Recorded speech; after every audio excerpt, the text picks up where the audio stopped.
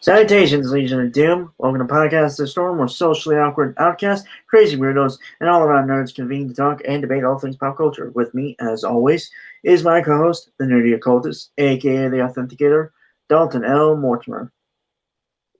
Hello, folks. And I am your host / Time One Wannabe, the Brainstormer of Pop Culture. How is everyone doing tonight? I am okay. This week was mostly uneventful. However, next week, well, namely tomorrow, shall be somewhat eventful for me. Mm-hmm. And if you don't know why, clearly you have not been paying attention. Or I've just refused to. I've forgotten to mention it from time to time. So tomorrow, on November 16th, 2020, I will be 21. That's right, bitches. I can officially drink on this platform. Probably not going to because, well, I just don't want to end up getting drunk on stream. Yeah, also, if you drank every time the drinking games implied that you drink, or every time the articles were stupid enough to require a drink, you'd become an alcoholic, and I would not feel good about that. As your friend, it would be my responsibility to do the stereotypical intervention for you, and I'd rather not let it get that far. Fair enough. But yeah, none really big plans. Just some stuff with my family. That's pretty much it. Mm-hmm. If you have birthday wishes, go ahead. Either here, like in the comments, or Twitter. It's whatever to me. Mm-hmm. Yeah. I'll be honest. It's weird because it feels like it's weird on the fact that it feels like I've already gone past 21, like mentally, but also like it also felt so far away. Mm-hmm. If that makes any sense. Yeah, it does. Yeah, it's just because when you're a teenager, you have like this mental mythologization of like being 21, and then it gets here, and you're like, wow, this doesn't feel any different than it did 5 minutes ago. Damn. Yeah. Like I said, I'm just gonna have like a nice family dinner. I might get my first drink tomorrow. Mm-hmm. I hope it's something that actually tastes decent and not horrible. Well, if I'm going out to eat. Mm-hmm. So I might get some there. I need to get an ID. I know that. Mm-hmm. Because I think you and I have had a discussion before, but when I shave, which I did recently, I look like a teenager again.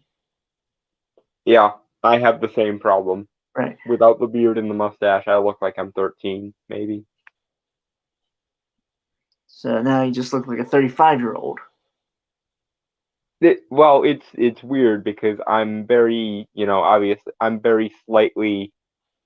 I have a very thin frame, and also I'm very short. So no matter what, I always look a little bit weird. It's just now, it's like this miniature human being that also has a beard that is way too big for his frame. Right. But yeah, so most probably I have to get a ID at some point, probably by the end of the year. Anyway, yeah, so that's kind of what's been going on in my life. Dalton's life has been, like as you said, uneventful because he's kind of boring. No offense. None taken. I will take boring and passable over exciting and horrifying any day. Well, okay. When I say boring, I mean more in terms of life as of like right now. Like you are actually a very interesting person.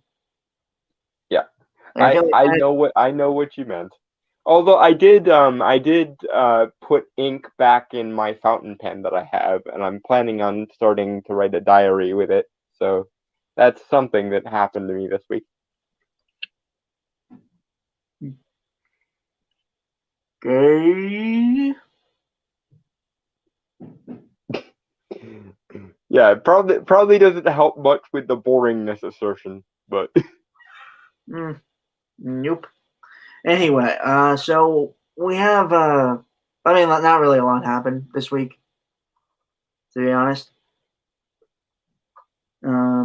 But yeah, we got some stuff to talk about. Dalton will probably take the stage as he always does with the first article. Okay, so this is from the playlist. Damn it.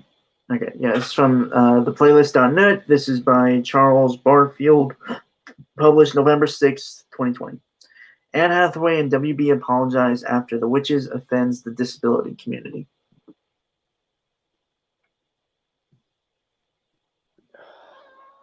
I will be right back.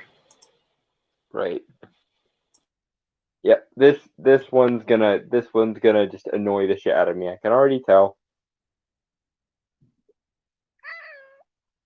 And it's probably going to annoy my cat as well, if you guys can hear my cat in the background. Because of course she is deciding that right now is the time she needs attention.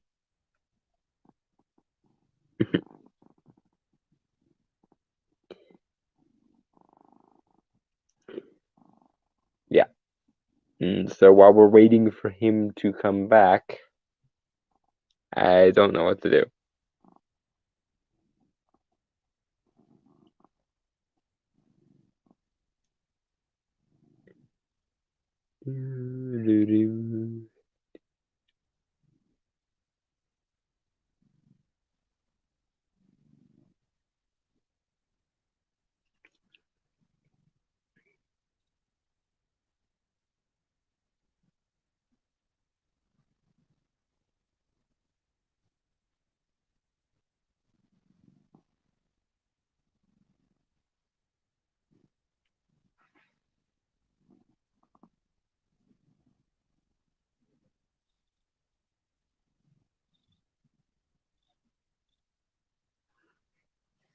I have returned with a drink. And no, it is not alcohol. At least not yet. Probably not ever. I hope not. Well, okay, and just for a bit of context for you folks, and we've had this discussion many times. I think you can look through our back catalog of episodes and like see several discussions we've had on this. Mm-hmm. Most likely, I will probably just have that one drink, which will be my first and probably last drink, for reasons that Donna brought up previously. Yeah. All right. So yeah. Okay. So yeah. Dalton had sent this article to me, so let's start with this. HBO Max's recent Halloween offering, The Witches, is meant to be a fun romp for kids who are looking for something a bit spookier than your typical children's film. However, after the reviews skewered Robert Zemeckis' latest film and The Witches debuted on the streamer, various people in the disability community began to voice their issues with the film's depiction of its main villain, the Grand High Witch, played by Anne Hathaway.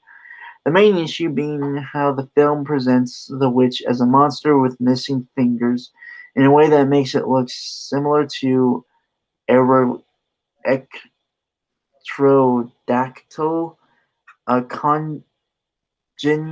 congenial disorder that affects tons of people who are born with a deficiency or absence of fingers or toes.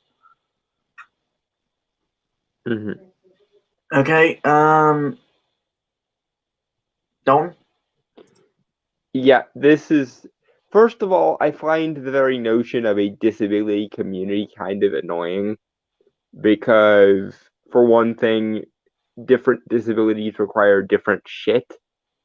Um, and so it's weird to just kind of throw all disabilities under the same umbrella and just be like, this is all one like homogeneous mass now. Also, I can't like I and for the record, even though my camera's not on and whatnot, I am a disabled person. I have spastic diplegic cerebral palsy. I was born with it. I've had it all my life, and I'm probably going to have it until the day that I die. So I'm speaking as the hypothetical member of the disability community here, and I don't care. What I do care about is the fact that this movie is bad, not for any woo-woo representational reasons, but because it's poorly written and it's a hollow shell of the 1991 original, which was much better. Right. I've seen like stills that compare the main villain to the Grand High Witch Mm-hmm. from the reboot and the original. Mm-hmm. My main thing is they use so much CGI for Anne Hathaway that it's honestly disturbing, and not in the way that I think they intended. No, it's more in the vein of Uncanny Valley. I can obviously tell that's not really there kind of way. And it's the thing with practical makeup effects, which looked amazing and terrifying. Yeah, and most of the effects in the 1991 Witches still hold up, by the way. Also, the 1991 version was a lot closer to the book, which I'm always partial to. Whenever possible, an adaptation should veer in the direction of the book rather than away from it. Especially given that this is Roald Dahl we're talking about, and he's like a children's book god. So yeah.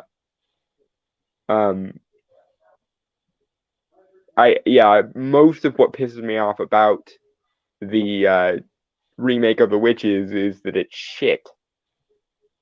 But I hadn't even factored in that this version of the Grand High Witch was missing fingers or something. And again, speaking as somebody who has had a disability all his life, I can't imagine being this sensitive to this issue. I'll go into a rant a little bit later on as to why figures in horror movies and monsters and things tend to be grotesque in this manner. But Right. yeah, it has, surprising no one probably, it has nothing to do with disability and everything to do with how the human brain processes images. But let's get through the bulk of the article and then I'll go on the rant. Mm-hmm. Right. Needless to say, the controversy quickly caught fire, and now we have Anne Hathaway personally apologizing for the way the film presents its main villain. Again, main villain. Don't see it, whatever. And how some have interpreted it as an offensive portrayal of a very real physical disorder. Motherfucker, is it ever really brought up, or is it just a fucking stylized thing? It's a stylistic choice that they are then projecting all sorts of woo onto. And also, I guess here is as good a place as any to go on the rant.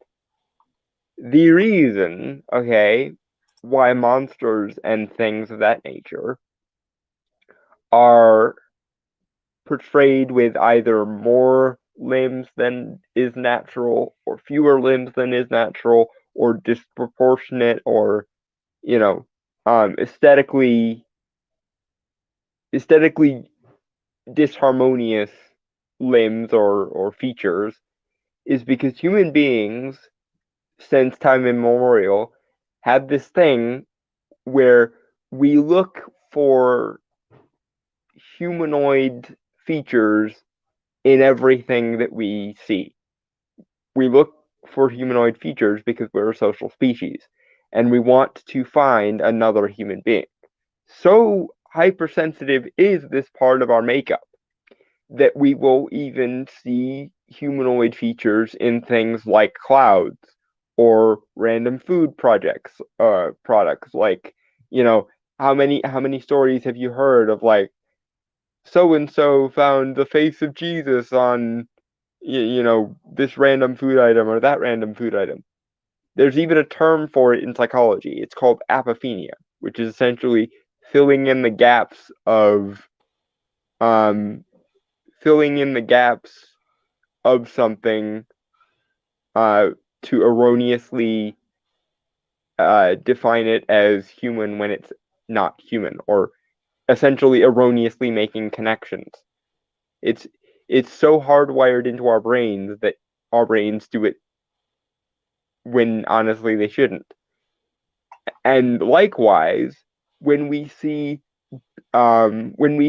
otherwise recognizable things have distorted features, it triggers a sense of unease in us, because it's essentially, human beings have a inborn sense of what natural shit looks like, and we find a certain level of harmony when we see naturalistic things, when we see the world functioning as we define that it should.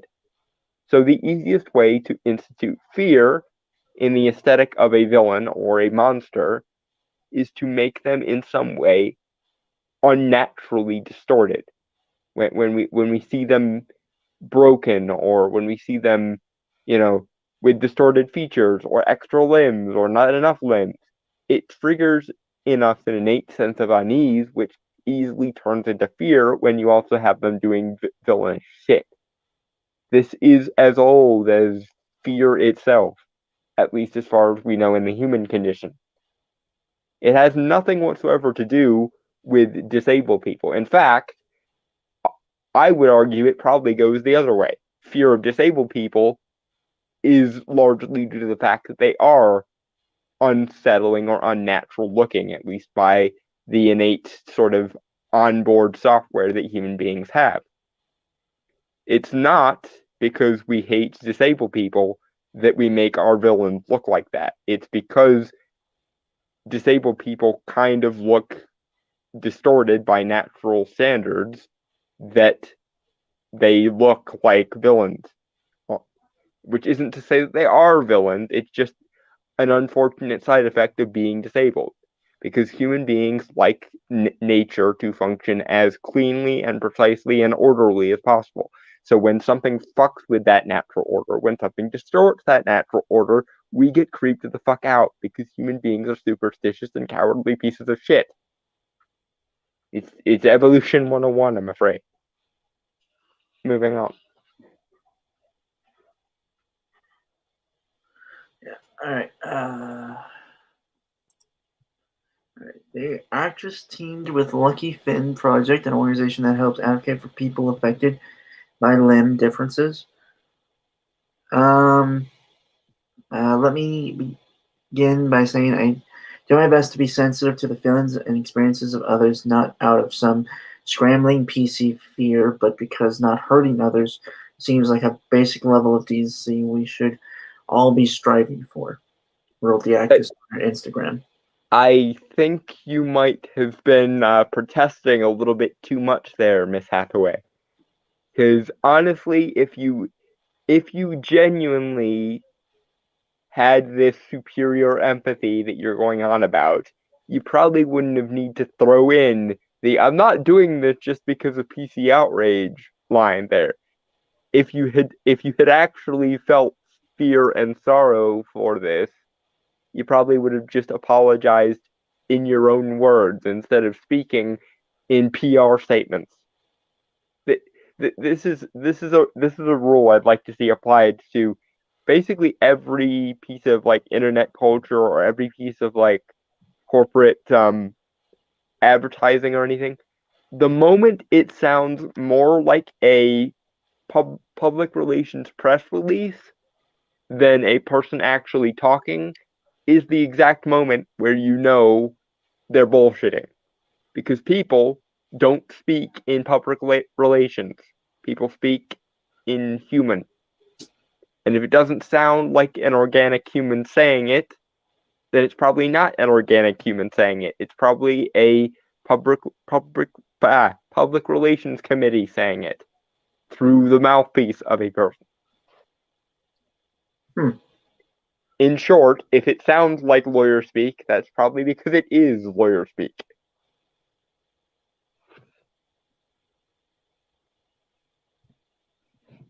Moving on. All right. As someone who really believes in inclusivity and really, really detests cruelty, I owe you all an apology for the pain caused. I am sorry I did not connect limb difference with the Grand High Witch when the look of the character was brought to me. If I had, I assure you this never would have happened. Okay, Anne, or Miss Hathaway, you are perfectly in the right for not connecting this to people with limb differences. Because, quite frankly, and again, speaking as someone who has lived with a lifelong disability, no one should connect this with limb differences or anything like that. There's no earthly reason anyone should. Even people with those limb differences. And I'm not sure my issues would qualify as limb differences, at least not by whatever definition they're using here. But some of my limbs are somewhat like disjointed compared to the normal look. I've never seen someone with like their legs being weird is like, oh, that's supposed to represent me. No, I don't know where they got the idea that it should.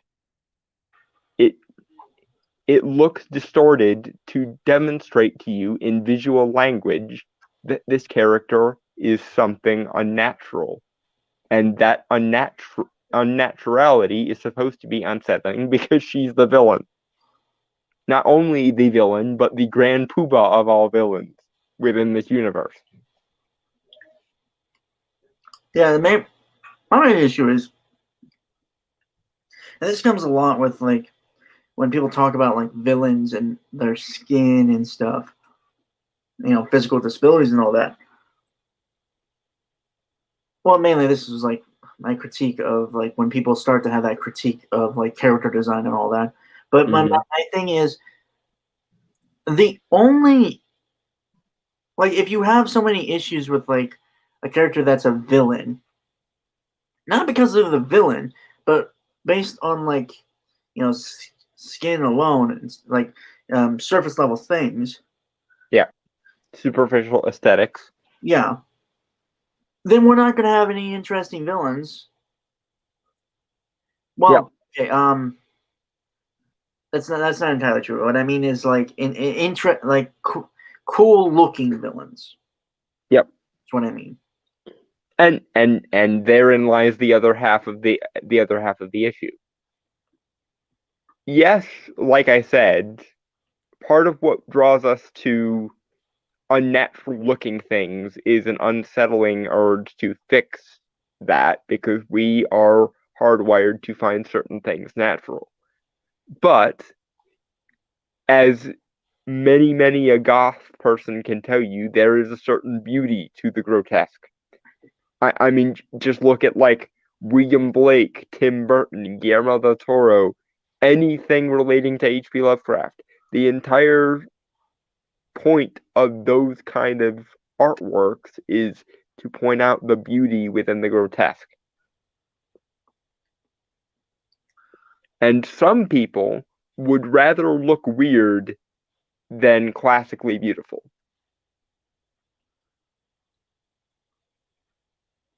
Are you going to essentially revoke any villain's ability to look cool in a grotesque way just to avoid possibly associating someone with villainy when they're not villainous? Are you really going to do that? Not to mention, some people root for the villains. And if you're doing your job as a writer, part of your job is that part of that job should be to make your villain both interesting and someone who, at least in certain circumstances, can be rooted for.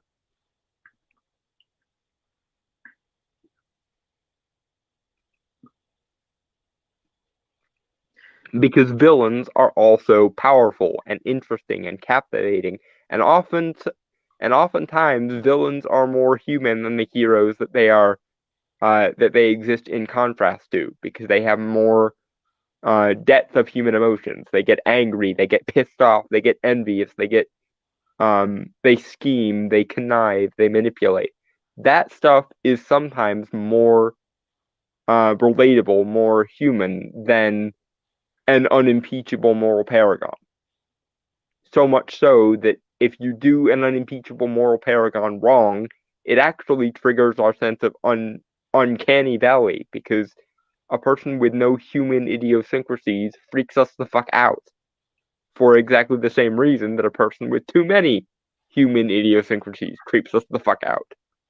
Because we have a weird sense of balance inherent to our psychology, and anything that tips that balance the wrong way freaks us the fuck out. Because humans are afraid of everything when you get right down to it.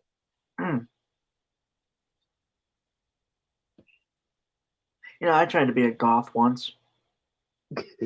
I can totally imagine that, and it's hilarious. I couldn't pull it off. I couldn't. The eyeliner and the mascara. Also, yeah, like somehow that doesn't surprise me. Well, no, I never wanted to put them on. Like I couldn't join the goth kids or the emo one. You were too afraid to wear makeup to. No, it's not even that. Like, I don't think I could fit in with them. Like, I was too upbeat for them, I think. And you're too downbeat for everyone else. This is the irony of those of us that are just plain freaking weird. We're not weird in any standardized, marketable way. We're just weird. I did try to dress up as a hipster once, and I'm very disgusted with myself that I did. This was back in middle school, by the way, before. Shame. It was before it's before hipsters were mutated and turned into the terrible things they are today. Yes, well, still shame. Shame by proxy. I know. Like, I tried to wear a beanie with a leather jacket.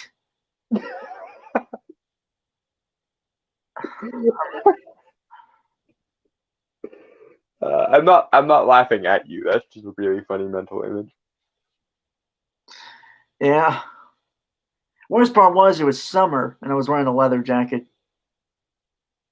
Well, in the immortal words of the Billion Man DB, that was horrible mistake number one. I'm aware, dude. Like, by the time I got home, I was, ugh. Mm-hmm. Anyway, God, my head. All right. I particularly want to say back to the article. I particularly want to say I'm sorry to kids with limb differences. Now that I know better, I'll promise I'll do better. Hathaway added, and I owe a special apology to everyone who loves you as fiercely as I love my own kids.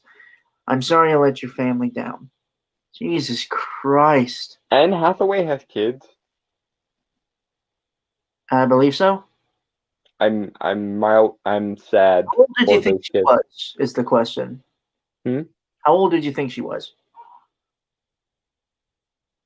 Anne Hathaway, isn't she like in her 30s, 40s, somewhere in there. I'm gonna do a quick Google search because I'm curious myself. Because I'll be honest, she looks like she's in her 20s. Yeah, she's very, very pretty. But then again, she's a professional actor who has $1 million worth of makeup and hair consultants and every other freaking thing. So Yeah, give me a second. on that level, it's not hard to look good at that point. True, but yeah, yeah, she has kids. I got nothing really to say to that statement. It's just It's a tad egotistical of you, Miss Hathaway, to think that you have that much of an impact on anyone. Like, to apologize to a person's entire family is kind of like it smacks of you thinking you're more important than you actually are. huh. And honestly, if you were worried about offending those kids, then might I offer the solution that I wish somebody had went with for me? Because okay, actual personal anecdote time. One of my favorite characters in all of fiction is Mr. Glass from M. Night Shyamalan's superhero trilogy. Because him I find relatable as fuck. And I am a physically disabled person. Just like him. Because when the world thinks that you're irrelevant, you will do anything to prove that you're not irrelevant. So why, Miss Hathaway, rather than morally prostrating yourself in public like this and being increasingly embarrassing about it, why instead did you not make the Grand High Witch a really, really kick-ass villain? Because a really, really kick-ass villain can be just as inspiring as a really, really kick-ass hero. And I can imagine that if I were one of the people with more significant limb differences like you're talking about here, and I saw a villain who was really, really awesome and really, really kicked all sorts of ass, that I would find that character relatable, just like I currently find Mr. Glass extremely relatable. So instead of morally prostrating yourself, Anne, why don't you just do better at your freaking job? If your job is to play the villain, then make sure that villain is awesome. And then, when those kids with those limb differences see that character, they can relate to a really, really kick-ass, powerful character. I mean, hell, your character's title, Anne, was the Grand High Witch. That means she's the boss of all the other evil villainous characters, and she can kick all their asses. Why didn't you lean into that aspect of the character? And then those people with those limb differences can go, well, shit, if she can make limb differences work for her, then clearly I can also be a badass. If we're going by the stupid logic of kids need, role models to look up to at all times, then why don't you just make an awesome villain that they can look up to and they can find her badass? Because there are plenty of badass villains, and double especially for badass female villains. I mean, Ursula, Maleficent, the original Grand High Witch from the '90s movie. Like, all of these characters are both villains and complete and total badasses. So instead of bitching and whining and moral fagging, why not just be a badass? And then those kids will have something awesome to look up to. All right, so looked up her age. 38. Yeah, that figures. Because I was gonna say in her 20s, but she was in like her late teens in like 2002, so she'd have to be somewhere in the 30s now.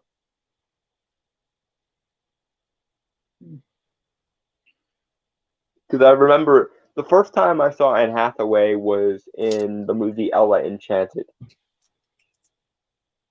And then I also saw the first Princess Diaries movie, which came out slightly before that. So yeah, if she was in like 16, 17, 18 in those movies, then she would have to be almost in her 40s now. First time I ever saw Anne Hathaway, and you're gonna laugh at this. Like truly saw her in like acting. Dark Knight Rises. It's a shame she wasn't a better Catwoman, honestly. Mm. But then again, nobody can compete with Michelle Pfeiffer. So Anyway. In addition to Hathaway's apology, Warner Brothers, the studio behind The Witches, also released a statement. We, the filmmakers and Warner Brothers Pictures, are deeply saddened to learn that our depiction of the fictional characters in The Witches could upset people with disabilities, and regret any offense caused in adapting the original story. We worked with designers and artists to come up with a new interpretation of the cat-like claws that were described in the book. wait a minute. Why didn't you just give them cat claws? This entire thing could have been avoided if you had just given them cat claws. Like, it would have been more accurate to the book, and you could have avoided this whole fiasco. Derp, I say, because in the '90s movie they skipped over the claws that they were supposed to have entirely and just gave them really, really long fingers and fingernails. So honestly, you could have both made something more accurate to the book and avoided this entire controversy. So yeah, I call bullshit, not because I'm offended because something disability, but because you were idiots in the creation of this remake. When you remake something, Warner Brothers and every other freaking studio while I'm at it, you're supposed to try your damnedest to improve on the original, to justify why the remake exists. You are not supposed to go in the opposite direction and make something that is categorically worse in every freaking dimension. Because that just makes everyone pissed off. And gives people who are irrationally pissed off about irrelevant shit more reason to be pissed off, apparently. Holy shit. What? Well, none. We'll get there. I just there's more to this statement that they released. Oh, hell. Yeah. It was never the intention for viewers to feel that the fantastical non-human creatures were meant to represent them. The film is about the power of kindness and friendship. It is our hope that families and children can enjoy the film and embrace this empowering, love-filled theme. Is it me or does that kind of that sound a little weird? Yeah. Like it sounds somewhat like a backhand to them while also saying sorry. Yeah. It's the sassing. Like, I honestly don't know how to feel about this because I don't think it was intentional on Warner Brothers' part to sass the Yeah, people no, that. it's not what I'm saying. I'm saying like it sounds like obviously they're releasing it for PR reasons, Mm-hmm. but it also sounds like it's how we would word like how if we were mockingly apologizing. Yeah, if we had to force like if somebody put a gun to our head and made us do an apology like this, which is basically what you'd have to do at this point to get me to say something like that. I'm pretty sure it's the same for you at this point. Oh, I take the bullet. I ain't apologizing. Yeah, that's probably smart. But okay, I don't know to what extent it's them being cheeky about it and to what extent it's just the over explanatory nature of the lawyer speak bullshit. Because the thing with like PR language is they over explain and overemphasize everything. So it might just be that by virtue of lawyer speak, they had to over explain and it makes it sound kind of backhanded when it's not supposed to be. Or somebody at Warner Brothers was being cheeky about it, and in which case, good on you. anonymous troll working for the Warner Brothers Corporation for not taking this shit seriously. Because the very fact that this is even an issue kind of pisses me off as somebody with disabilities. Because if we're supposed to be so worried about how people with disabilities are represented and shit, then might I offer the question to my fellow disabled people and say, how the fuck do you think shit like this makes us look? Makes us look like oversensitive pushovers who get psychologically or physically damaged by every little thing that happens to us. And quite frankly, as a disabled person who's been disabled his entire life, that shit pisses me off more than anything. When people assume that because I'm physically disabled, I must also be mentally disabled. That shit really gets my goat, but quickly. Because people try to be kind, but all it comes off as is people talking to you like you're 2 years old. And it gets boring and annoying really fucking quick. To the point where I almost have to intellectually pwn people just to make them realize how wrong they fucking were. It's one of the reasons why I'm such a standoffish prick.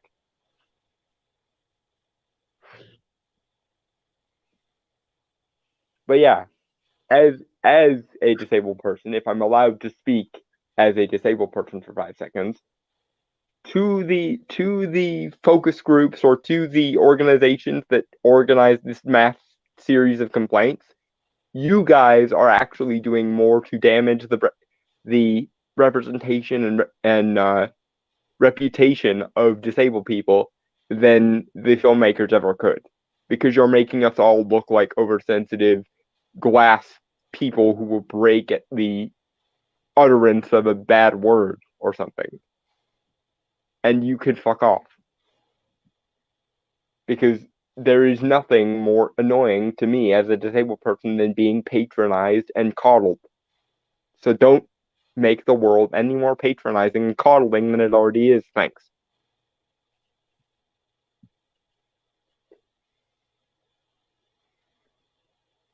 But anyway, that's just my 2 cents on the matter. Moving on. All right. Okay, so obviously this sort of controversy is not what a brand new film is hoping to experience during the first couple of weeks of release. However, that's what's happening to Witches and HBO Max. If you have yet to see the film, and our review really doesn't recommend you bother with it, you can do so on HBO Max now. And there's a tweet here from a Melissa Johns. Why missing fingers? Here we go again, using disability as a costume and to highlight a character as a baddie. It's not meant to be a representation of the disability. It's simply an acknowledgement that by distorting the physicality of a character, you make them look unsettling. It could have been any physical abnormality, but it would have made them look unsettling. And quite frankly, speaking as somebody who often looks at themselves in the mirror and finds their own body physically unsettling, it's more annoying for you to tell me that my body looks just as beautiful as, I don't know, Zac Efron or somebody who's really, really attractive. Beauty standards exist for a reason. It's because of evolution and because of what human beings evolutionarily were supposed to find attractive to create the best genes possible for the species. And to tell me as someone who is not physically attractive in general, that I'm just as beautiful as somebody who, is literally beautiful for a living, is an insult to beauty standards. It's an insult to anyone who puts the slightest amount of effort into their appearance, and it's insulting to me and my intelligence. Because, quite frankly, I don't know if I would want to be classically beautiful like a Zac Efron type. Quite frankly, it seems like way too much work, and it seems more and more like the Hollywood body types are getting so standardized that nobody is actually attractive to begin with anymore.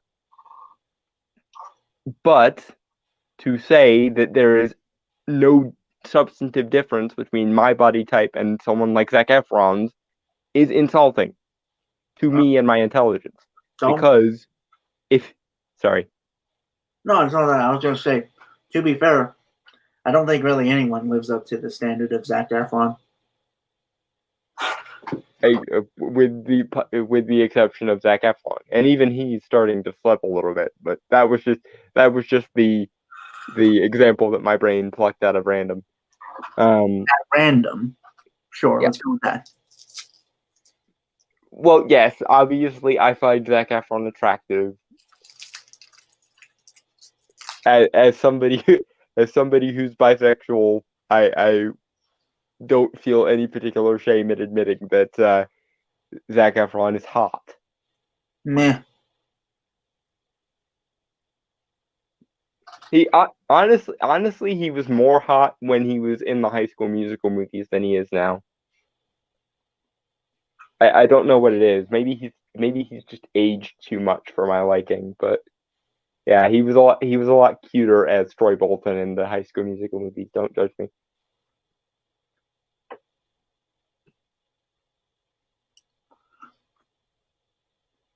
But what was it? Oh yes, my point.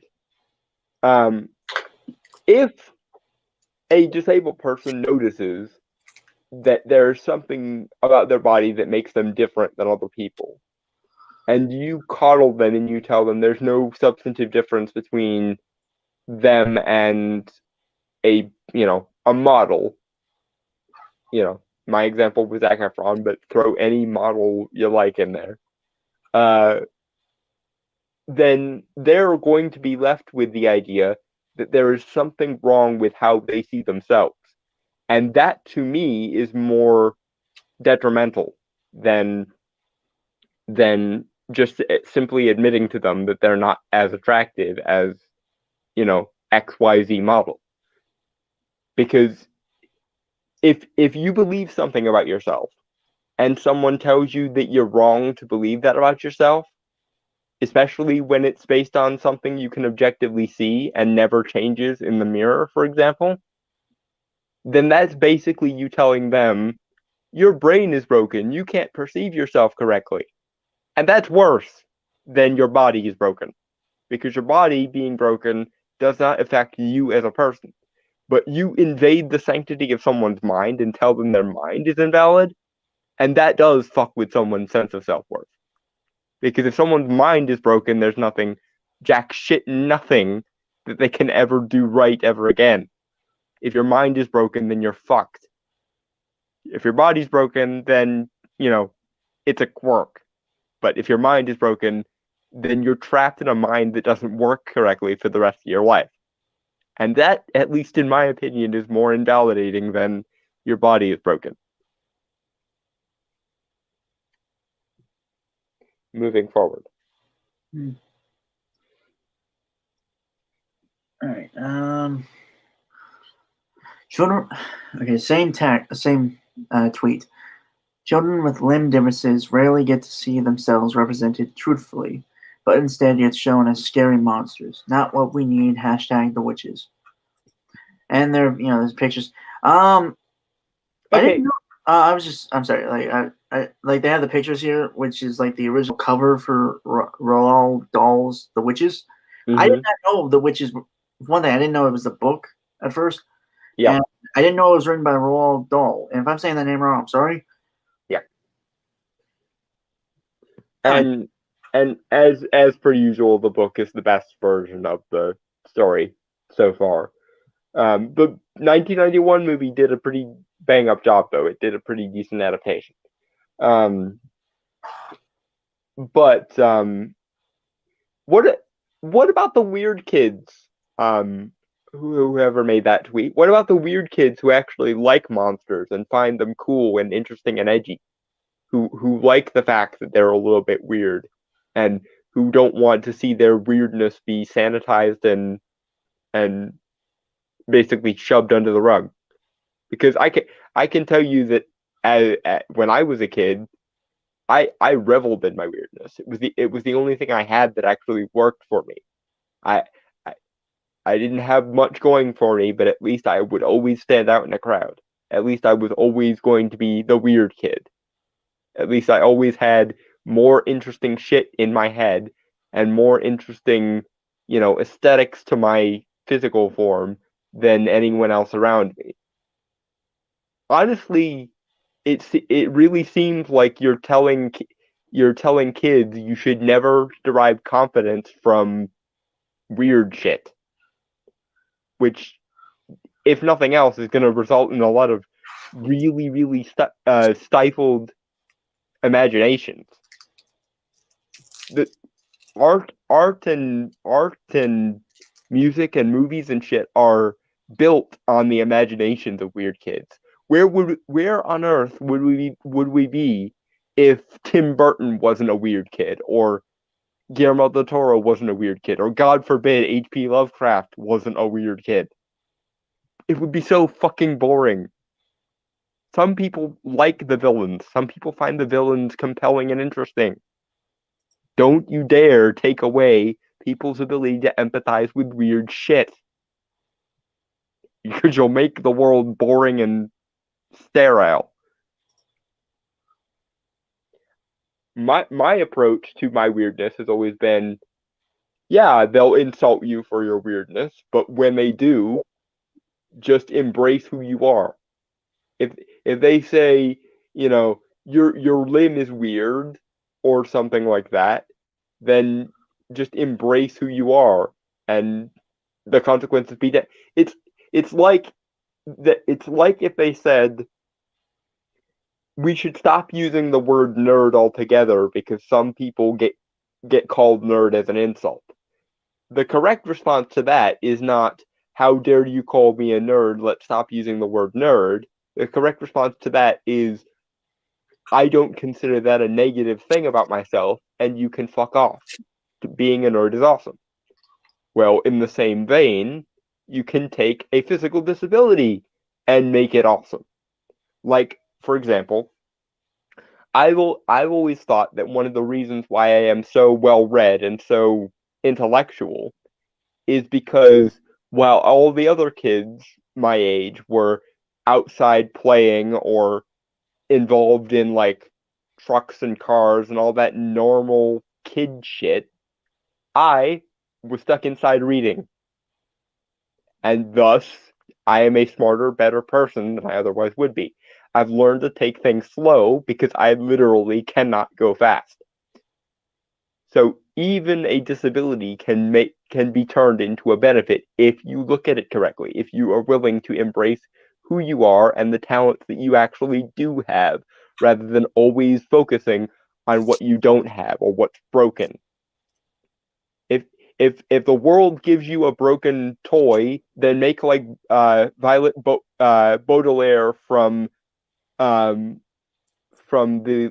series of unfortunate events and turn it into an awesome invention. If life gives you lemons, make lemonade, etc., etc. Don't try to tell kids that the lemon they're handed isn't a lemon. Don't try to tell them that two of a kind they have is actually a straight flush. Because number one, you'll give them unreasonable expectations. And number two, you'll rob them of the ability to learn how they can win with that two pair when necessary. Adversity occasionally leads to innovation and inspiration and invention, and oftentimes a stubborn will that will not break under any circumstances. And do not dare to rob kids, especially kids with a disability, of the ability to turn their weaknesses into strengths, of the ability to look at the world and say, yes, I'm broken, yes, I'm damaged, yes, this, that, and the other thing is wrong with me, but I'm still going to make something of myself. I'm still going to be someone who someone else will want to be under some circumstances. I'm going to find a way of still winning the game, even though I'm starting from halfway away from the starting line, or whatever the fuck. You get what I'm saying. There is a certain skill in learning to take what life hands you and turning it into awesome shit anyway. And by coddling children and telling them to always only define themselves by what's wrong with them and never ever to find the good in that, you are ruining these kids' lives. And considering they're disabled to begin with, that's kind of shitty. You're taking somebody who already has a disadvantage and making them hyper focus on a disadvantage rather than teaching them how they can turn that disadvantage into something unique and wondrous about themselves. And that, to me, is way more insulting than anything a movie could ever do.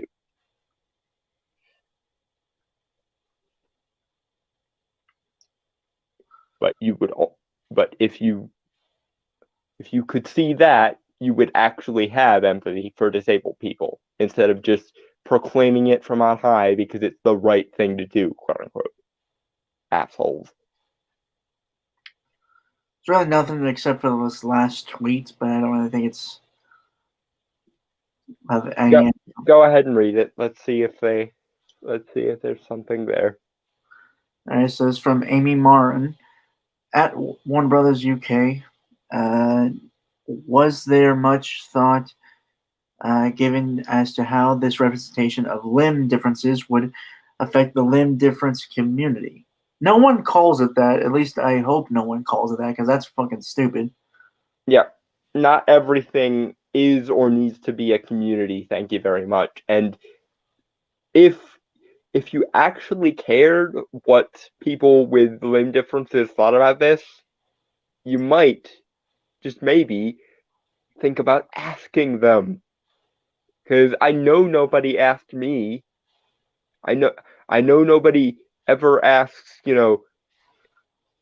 know nobody ever asks me what, disabled representation should be like, or what gay representation should be like, or any other kind of representation that I'm fitted to speak on, apparently. If you want to actually know what people with disabilities do think, then why don't you ask some of them? And not just the people who are going to tell you what you want to hear and parrot it back to you, but people who have actually given this some thought. Because I can tell you that by virtue of the fact that I've had to live with a disability every day of my life, I have some thoughts on the matter. I've had to have a lot of thoughts on the matter because it's part of what it means to be alive for me. And yet nobody has ever asked me a goddamn thing about any of this shit. And if they had, then I would tell them to just let this go because it's not as harmful as your reaction to it is.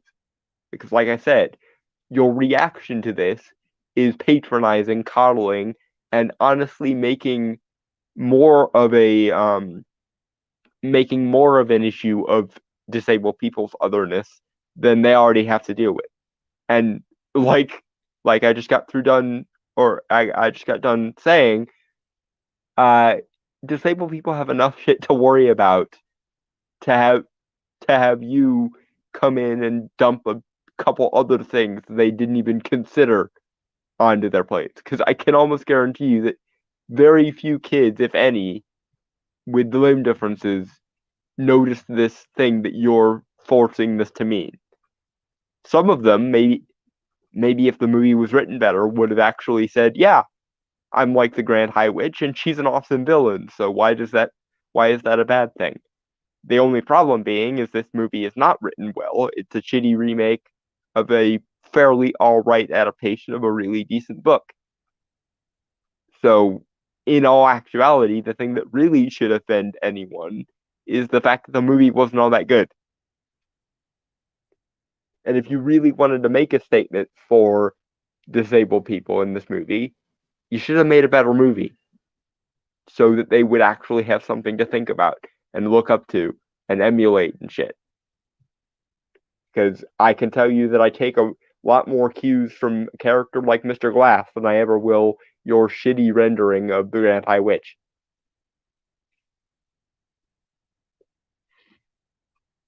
Moving on.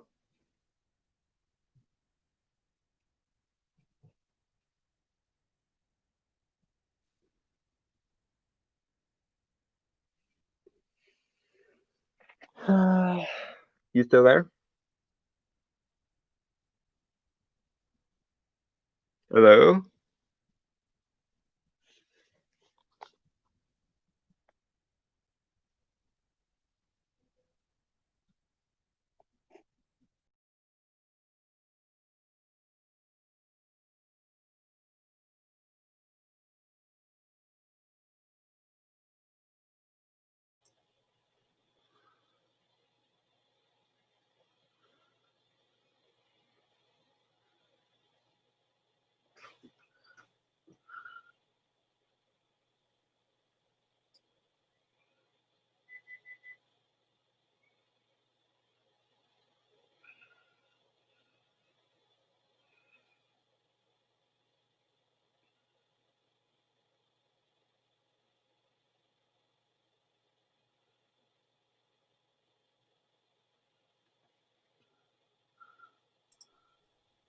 Hey.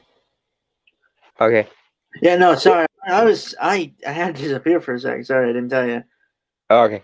It's fine. I just thought maybe the thing cut out again. No, just I doing something off screen for a little bit. Okay. Mm-hmm. Yeah, so moving on to our next topic, which again is another one Dalton sent me. Mm-hmm. And again, this is one I don't really have much to say about. Mm-hmm. All right, so this is from Variety.com. It's written by Rebecca Rubin. Published November 6, 2020. Johnny Depp forced to exit Fantastic Beast franchise. Okay, full disclosure, I don't really have an opinion on the Fantastic Beasts because I have not watched them. Mainly, I just don't really care about like anything related to Harry Potter. It's not like my favorite one, my favorite franchise of ever. Yeah. Yeah. That is pretty much the correct response. I don't really care so much about the Fantastic Beasts movies either. I mean, I think the Fantastic Beasts movies are, in all honesty, better than the original Harry Potter movies, because they kept changing the tone and the aesthetic at the drop of a freaking hat in every successive iteration of that franchise. Yeah, but the Marvel movies do that too. So, sometimes. Yeah, but when they change the tone, it's because it's meant to affect a certain style. Whereas when the Harry Potter movies change the tone and the aesthetic every freaking movie, it was because they didn't know how to properly adapt the Harry Potter movies, which ironically, they pretty much nailed the tone the first two times they made those movies, and then they successively got darker and fucked it up every time. But regardless, yeah, I don't really care so much about the Fantastic Beasts movies either. What I'm more interested in is the fact that Johnny Depp was asked to step away from the Fantastic Beasts franchise, even though by all evidence and by all anecdotes from people who actually were there to experience it, Johnny Depp was the person who was being abused in his relationship with Amber Heard, not the person doing the abuse. And the fact that Amber Heard gets to now play the victim, even though we have video evidence of her actually abusing and threatening to abuse Johnny Depp, and him lightly pushing her away so he could get out of her way and not be abused. Even though we have that video evidence, she still somehow gets to play the victim because fuck you, I guess. That is the part of this story that pissed me off. Because my first impressions of Johnny Depp were that he was too nice and too kind of artsy and effeminate to be that abusive, and all of the physical evidence we have suggests that he was the person being abused, not the abuser. So yeah, fuck you, Amber Heard. You should be the one being fired from shit, not the person you abused, and then accused of abusing you for nothing but transparent financial gain bullshit. Because it takes a certain level of evil bitch to abuse somebody for several years and then accuse them of abusing you for financial reasons. That's some low shit, Amber Heard. Fuck you. Moving on. Johnny Depp will no longer portray the Dark Wizard Gilbert. Oh no, not Gilbert. Gellert Grindelwald. What? Gellert Grindelwald is how you say it. Gellert Grindelwald in the Fantastic Beasts film franchise. The actor announced Friday. I wish to let you know that I have been asked to resign by Warner Brothers from my role as Grindelwald in Fantastic Beasts, and I have respected and agreed to that request, he wrote Friday on Instagram.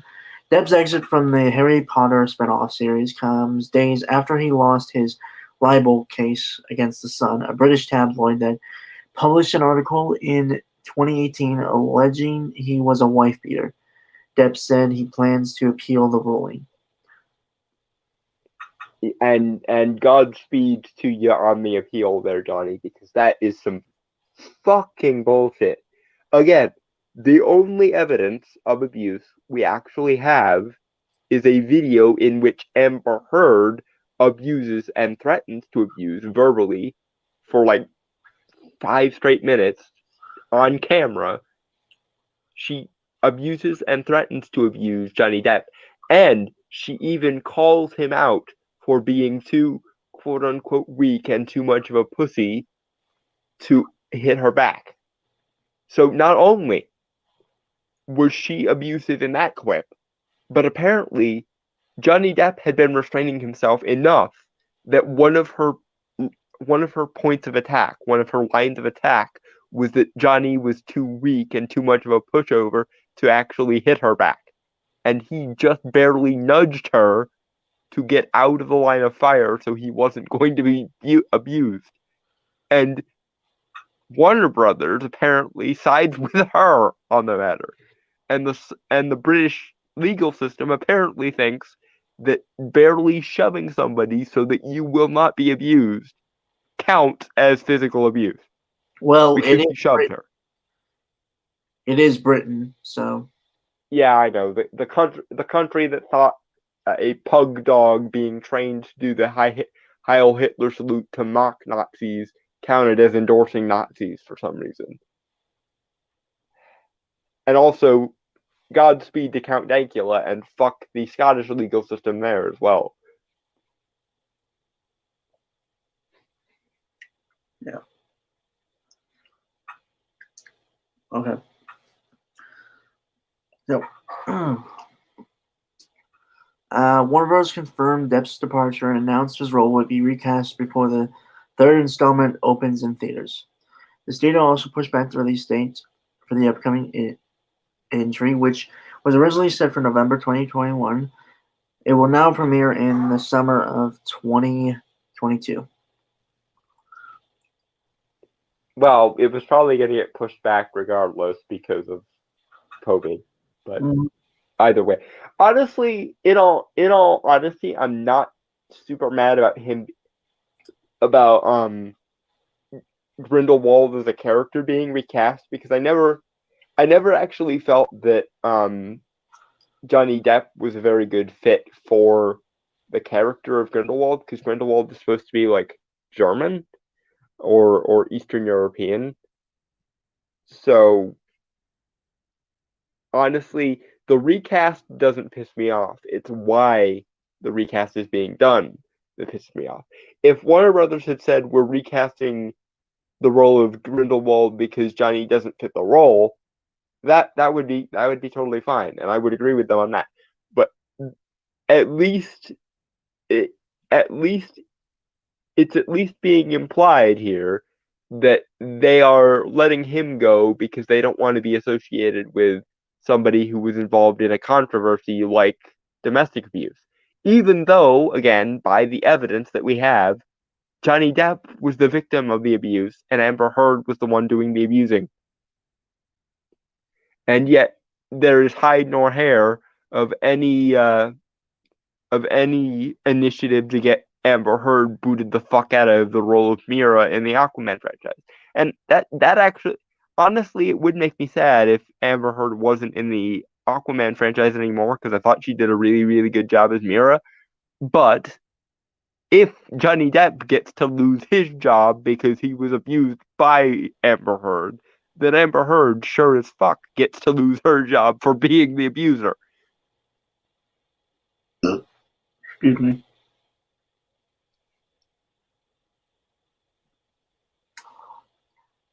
Moving on? Moving on, yes. Mm-hmm. Johnny Depp will depart the Fantastic Beasts franchise. We thank Johnny for his work on the films to date.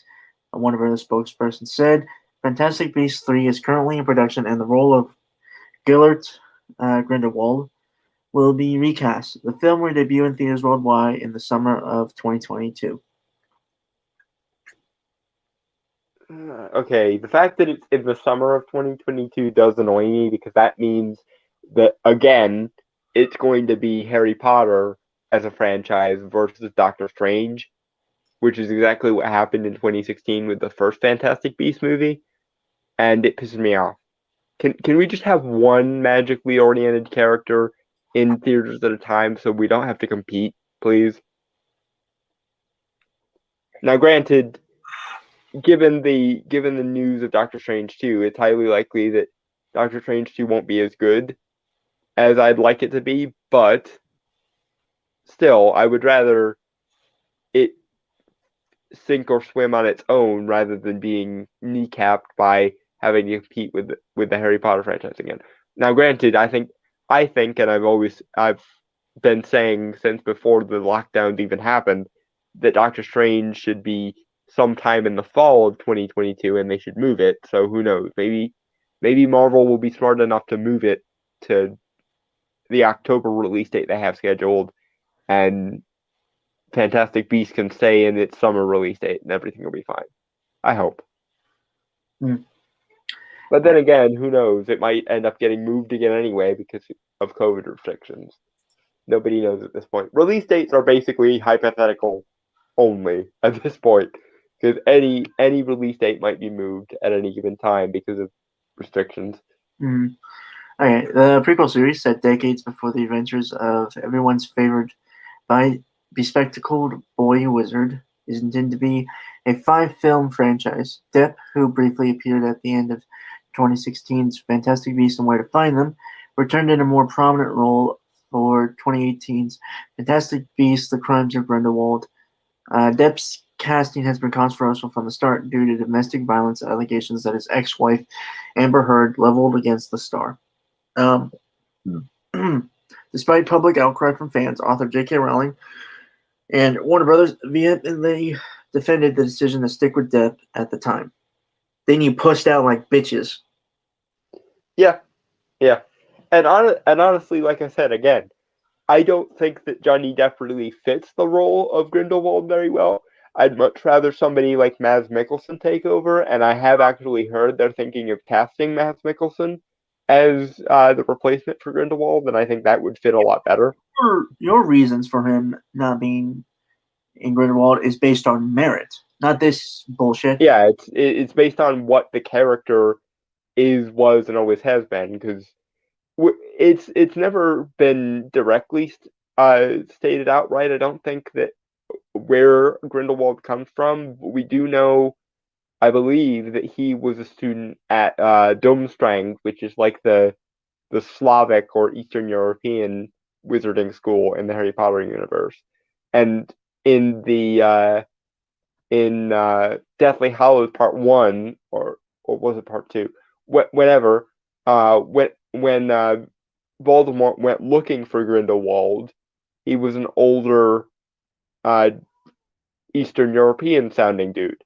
So by rights, he shouldn't be played by Johnny Depp, because Johnny Depp doesn't really even try to put on a German accent when playing Grindelwald. He just does his normal like quasi Jack Sparrow voice, like his vaguely British Keith Richards impression voice he always does, and that doesn't fit the character. So if you must get rid of Johnny Depp, get rid of him because he doesn't fit the character. Don't get rid of him because something abuse, especially when it turns out, by all evidence, that he was the one being abused, not the one doing it. Now, granted, in most domestic abuse cases, the combat is mutual. It's two people abusing each other because they're not meant to be together. But again, by all evidence that we have, and also the personalities of the people involved that we can see publicly, Johnny Depp, by everything we have, including his general character, is not engaging in abuse or wasn't engaging in abuse towards Amber Heard, and Amber Heard very much was demonstrably engaging in abuse towards him, which included calling him a bitch for not abusing her back. So that, at the very least, the evidence that we have on tape implies that one of the things that Amber Heard abused him for was being a weak punk bitch who wouldn't hit her back. Which all credit to Johnny Depp for not slugging the bitch at that point, honestly. Because when someone is that contemptible, regardless of gender, maybe they got it coming. Just saying. Especially if they've physically damaged you again to the point where there are scars, of which there are on Johnny, but there are none on Amber Heard. Thank you.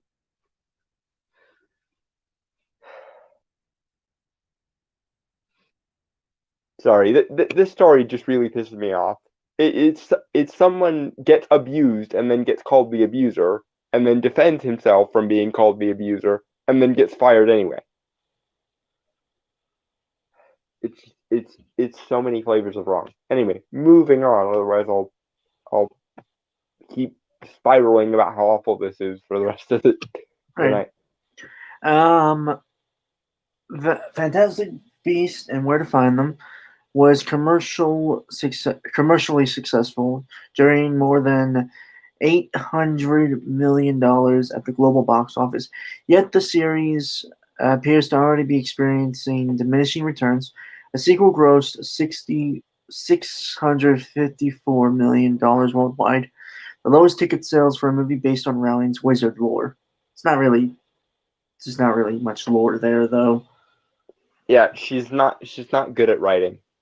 I'm sorry. I know for like our entire generation, that was the thing that got a lot of people into reading. Dude, and I remember when I was like 5 or 6 being really, really obsessed with it, just like everybody else. But when all is said and done, the Harry Potter franchise is not well written. It makes no sense from a magical perspective. It makes no sense from a writing perspective, and it's kind of just haphazardly thrown together. Right. Your generation, by the way. I was lucky. Oh, that's right. You were long after. Well, maybe not long after, but you were on the dying end of Pottermania. Yep. You probably were more. You probably more had to deal with Twilight Mania. Oh. Which ironically I had to too, because I was in I was in 8th grade when I was a kid, so it wasn't as bad because none of the girls were like super horny at that time. Thank fuck. Yeah. Though there was some people I knew who were getting into it. I'm not gonna lie, purely from a eye candy perspective, and also the idea of guys fighting over me, I did find it enjoyable, but in the worst guilty pleasure kind of way. Right. And then for some reason, since I know you enough to, I'm guessing Jacob was your go-to. Yes. Yeah, and I know. Because you're smart enough to take my avowed type restrictions and apply them to the characters in Twilight and come up with the correct answer. Although I will say I also found Emmett, played by Kellen Lutz, attractive, who was one of Edward's brothers, I think, in the franchise.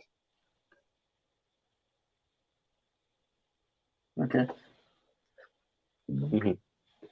Yeah, we got off on a completely different side tangent. So let's get it back to the. Okay. In Friday's statement, Depp thanked fans for their support and loyalty. I have been humbled and moved by your many messages of love and concern, particularly over the last few days, he said. The surreal judgment of the court in the UK will not change my fight to tell the truth, and I confirm that I plan to appeal, he concluded. My resolve remains strong, and I intend to prove that the allegations against me are false. My life and career will not be defined by this moment in time. Good for you, Johnny. And I said, from all the evidence that we have, you were the victim, not Amber Heard. So, as far as I'm concerned, I am entirely on Johnny Depp's side with this, and I'm not even the tiniest bit ashamed by it. meh. Like I said, it's just not really something that's gotten like I haven't really paid much attention to it because I'm not really big on these kind of things. So Hmm. it's just Yeah, I wouldn't but say it's whatever. It's just it's hmm meh. Like I don't really have an opinion because I'm not really well versed in it. mm.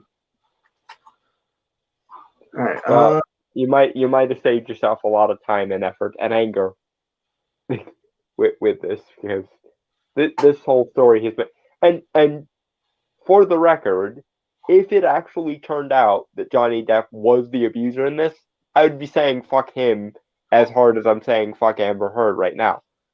But again, from all of the evidence and from all of the testimonials of anyone who knew about it, Johnny Depp sat there and took it, trying to be gentle with her for years and years and years.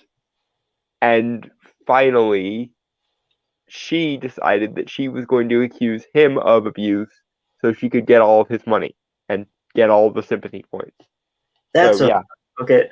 I got a few things, and I'm going to go straight on you. Hmm.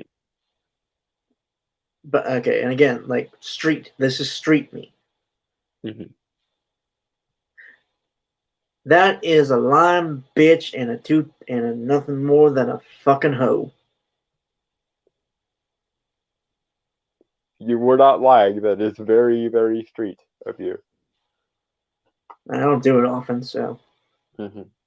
But am I wrong? Is the question? Is the big question? No, you are most definitely not wrong. Again, from all of the evidence and all of the testimonials we have, she was the abuser, he was the abused, and yet she is the one who accused him of abusing her, mostly for money and attention, it seems.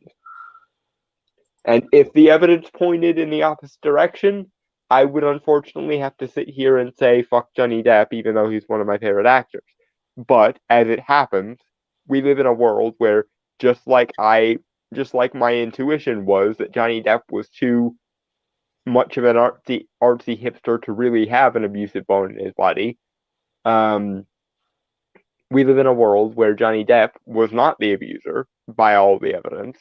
Amber Heard very much was the abuser and used her position as the woman for sympathy points and attention by accusing him of abusing her when, again, by the evidence, the worst thing he ever did was push her away from him so that she couldn't hit him again.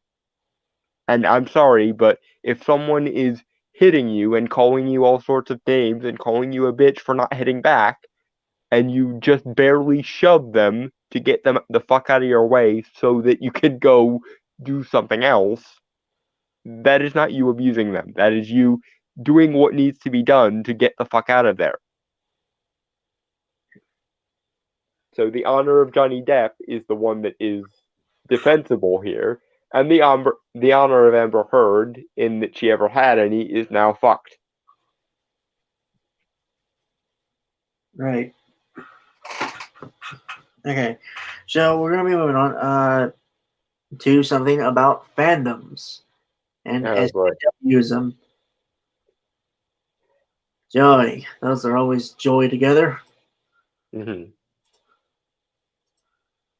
Anyway. Okay. So quick side note. Because me and Dawn were talking about this before the stream.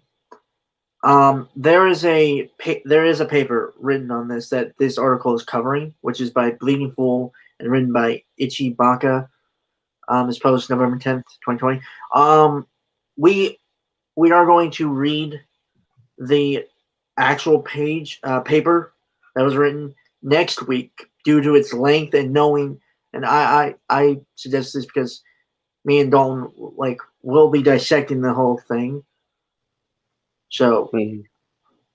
just for time's sake, we're not doing it this week. We're doing it next week. Yeah, because I didn't realize there was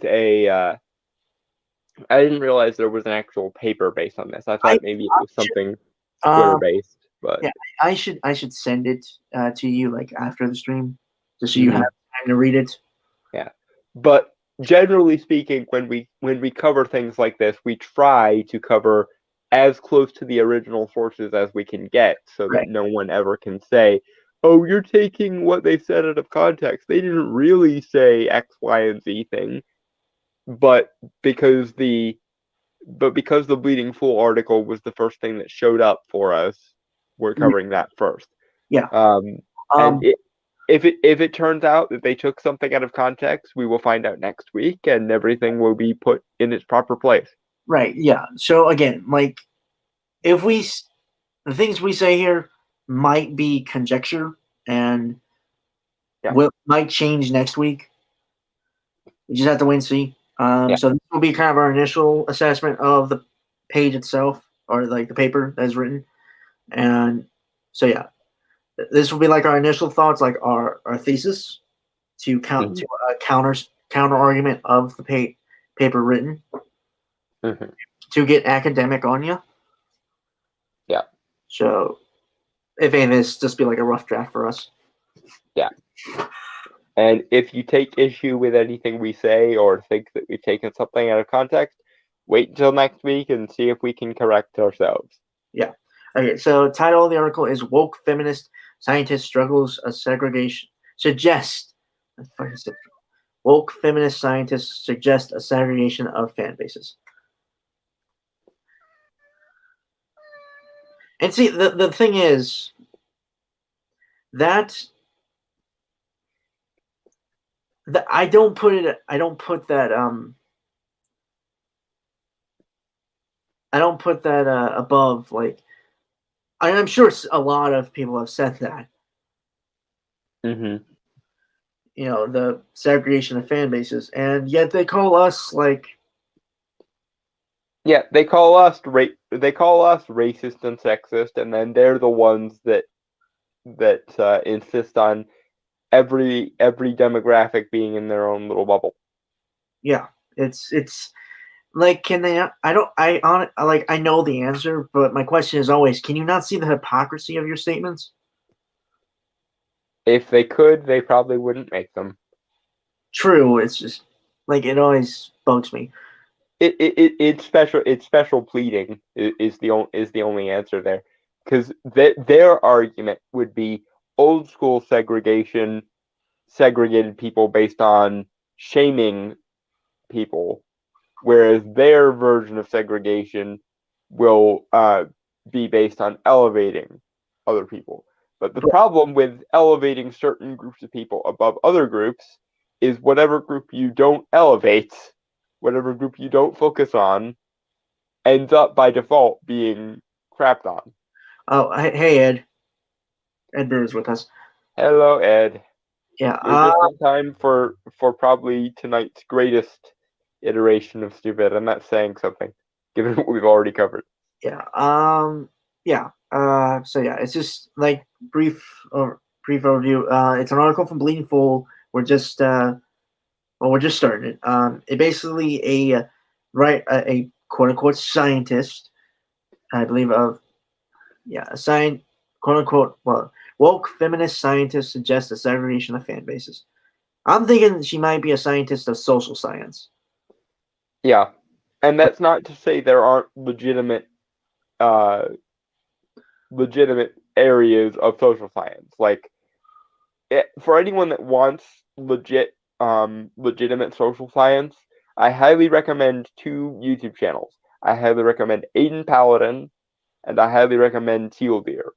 Both of these YouTube channels have a heavy focus on social science as it pertains to actual, like, verifiable data and verifiable models.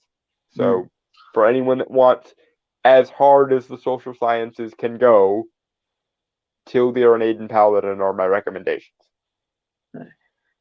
Yeah. Okay. So as Yuri Bezmenov told us, Bezmenov. Yeah. right. Part of cultural subversion is replacing the teaching of practical and useful things in the education system with worthless and useless things, such as the study of sexuality and so on. Intergender studies feminist Nita Yodovich. If I said that name wrong, I'm sorry. Yeah. readers of this blog may remember a blog post in which I wrote about Nita Yodovich putting out query for participants in a study which seemed to signal the fact that fans were about to be smeared by science in air quotes. That's actually in the article yet again. Mm-hmm. Okay. And they have a picture here of her Twitter, Twitter bio. Yeah.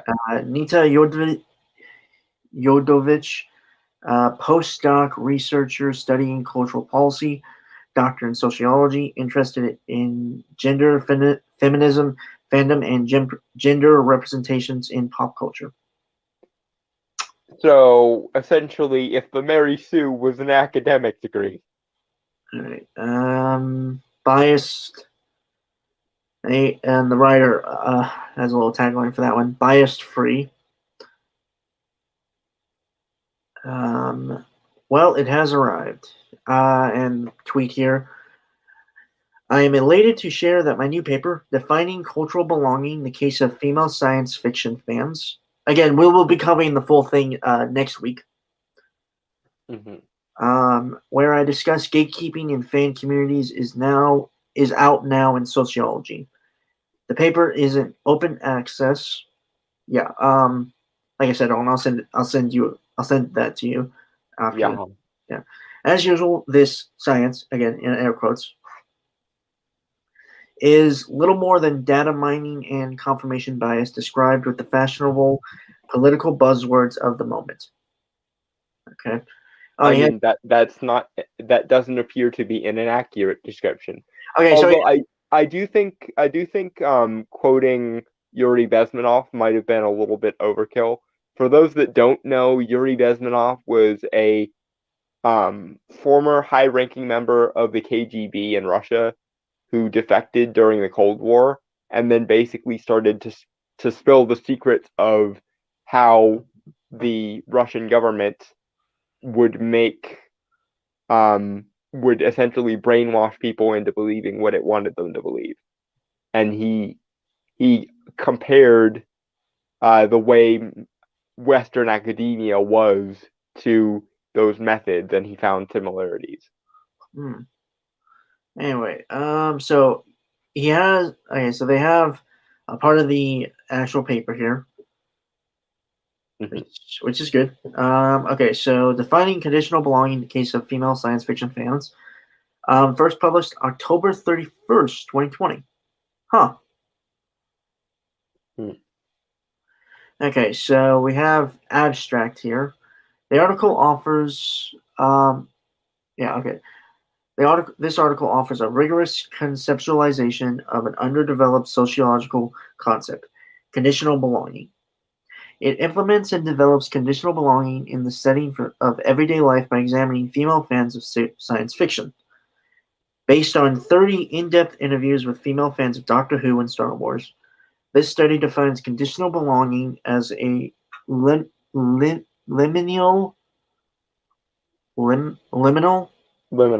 Yeah. liminal state in which new members are constructed as a threatening other and required to demonstrate conformity to the community. Okay, no, wrong. Your very premise is broken. What you are describing is meritocracy and rites of passage. As with any skill or any group based on a set of knowledge or skill, you have to demonstrate a certain level of proficiency and efficiency within that level of skills.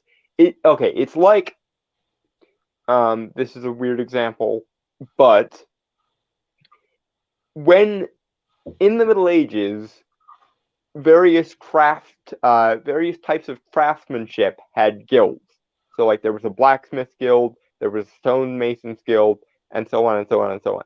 And if you wanted to join the guild, you had to demonstrate a certain level of proficiency with whatever skill the guild was focused on. So if you were a blacksmith and you wanted to join the blacksmith guild, you had to go through a series of rites of passage or a series of tests to show that you were a competent enough blacksmith to join the guild, because the guild was focused on, do you have the skills of this particular profession? Likewise, in geekdom, if you want to consider yourself a nerd or a geek or what have you, you have to demonstrate that when you go into a space that's about a fandom, whether it's Star Trek, Doctor Who, or whatever, that you have a certain level of proficiency with the information contained within that IP. So in other words, if you want to join a conversation about Doctor Who, then some people are probably going to ask you some questions about Doctor Who to make sure you know what the fuck you're talking about, and therefore will rank you accordingly. Because geekdom is very much about expertise and passion. And if you can't demonstrate a certain level of expertise and passion, then you won't be invalidated socially, like you won't be called a bad person for not knowing enough about this or that or the other, but you will be put on a lower rank than the walking encyclopedias of that fandom who know, the obscure trivia about this, that, and the other minor character, or has the massive collection of every piece of memorabilia ever made about this, that, or the other. Because in geek culture, it's largely about meritocracy, and it's about proving your worth as a geek. Essentially, if you want respect in a geek space, you have to be respectable. And one of the ways we determine who is respectable compared to other people in geek spaces is, do you know more? Do you have more passion? Do you have more expertise? Are you more creative? And so on and so on and so on. And the more skills you can accrue to yourself, the higher your ranking in the estimation of other geeks. In short, if you can demonstrate that you know all the things about a given topic, then your opinion automatically carries more weight because you have more knowledge and expertise. It's simple meritocracy. It's not some kind of arbitrary enforced dynamic. It's just people want to be sure that whoever they're engaging with is as good a person as they can be, and they make little games or little tests to figure out who knows the most shit, or who has the most expertise, or who is the most devoted to a given IP. It's really not that hard. It's a lot more efficient than comparing the list of degrees someone might have. I know you're an academic, so that might be your default definition for meritocracy, but yeah, it's a lot more efficient to just demonstrate your knowledge or expertise on a thing than it is to just be like, here is my list of degrees that may or may not mean anything. Moving on. Right. Okay. Ironically, it's not even finished. Oh god. Ed Brewer says, but does it matter what color or gender you are? Generally, I'd say no. But I mean, like, okay, in terms of story, it depends on the story you're writing and how you portray it. I think he means in terms of whether you have access to fandom, Oh, and the answer is no. obviously not. I mean, okay, dude, Dawn's disabled and bisexual, mostly gay, I'd say. Yeah. I'm whatever the fuck I am. A mixed race mutt. Hurtful but accurate. Not to mention, I think I've said him a few times, but I'm like kind of chunky. Also,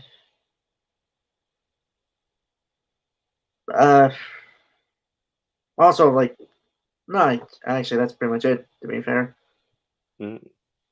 but no, it's just as far as I'm aware, I haven't heard anything about people being outed or axed because of their color or gender. No. Honestly, I think I'm kind of the outcast among the geeks because I feel like I don't know as much as the others. Yeah. And the correct solution to I don't know enough about this is to obtain knowledge about that. And it in the, and this is the sad thing. In the age before the internet, when you actually had to go and physically go to a library or a archive or something to physically do research, or you had to get trade paperbacks and what have you to do research, that might, then I can see the focus on expertise being a little bit elitist because, not everyone has access to libraries or has the money to blow on 1,000 trade paperbacks. But in a world where the internet and Wikipedia exist and are at everyone's disposal pretty much, it is now easier to become informed on a topic than it has ever been before. So, yeah, even if I grant you that maybe in the old days the level of, the focus on meritocracy might have been a little bit restrictive, in a world where it literally takes 5 seconds to Google anything, you have no excuse. Right. I did want to bring up something about like what I just read. Mm-hmm. So they mentioned 30 in-depth interviews, right? Yeah. So my question is it 30 for female fans of Doctor Who? And like 30, therefore 60, or is it 30 in total, which therefore I'm just Yeah. Also, what are and I'm sorry, like I realize you have something else to say, but it's just no, go ahead. What were the questions asked and how were they framed is also another thing I feel like needs to be addressed.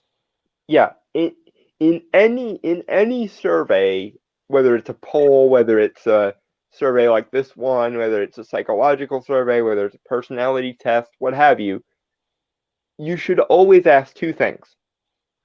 And again, I got this mostly by watching people like Aiden Paladin and Teal'c, who are again very excellent resources when it comes to the social sciences here on YouTube. Number one, what is the sample size of the uh,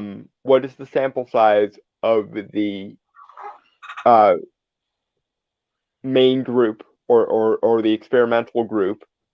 And number two, in a case where it's surveys or questionnaires like this, what are the questions and how are they framed, and how by what metric are these questions supposed to measure whatever it is you're looking for? And in this case, whether it was 30 fans of Doctor Who and 30 fans of Star Trek, or a mix of both, or what have you, 30 people is not a very large sample size. Not to mention, whenever you do surveys like this, you should always account for your own biases. And this is a person who, um, who from her own list of qualifications is focused on how feminism interacts with fandom. And feminists tend to dichotomize everything from a Hegelian perspective of oppressor and oppressed. So we already have a situation where the person doing the experiment is biased in favor of the idea that female geeks are in some way oppressed. That's strike one. The smallness of the sample size is strike two, and the fact that she's unclear about her methodologies or how they're supposed to pertain to anything is strike three. This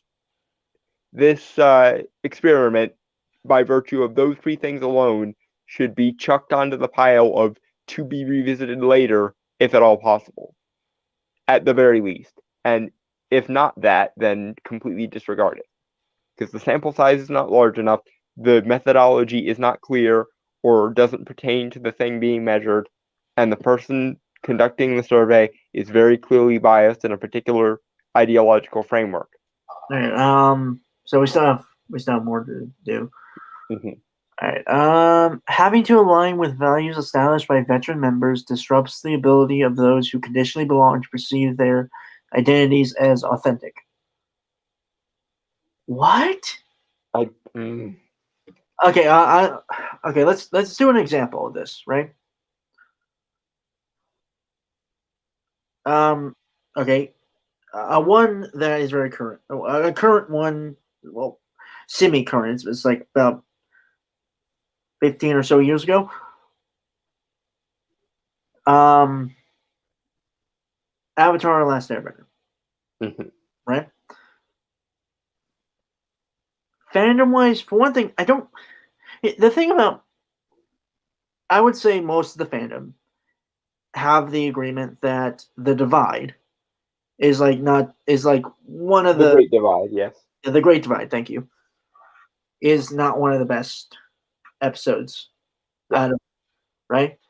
I've never really seen anyone put The Great Divide anywhere near the top of their ranking of episodes. Right.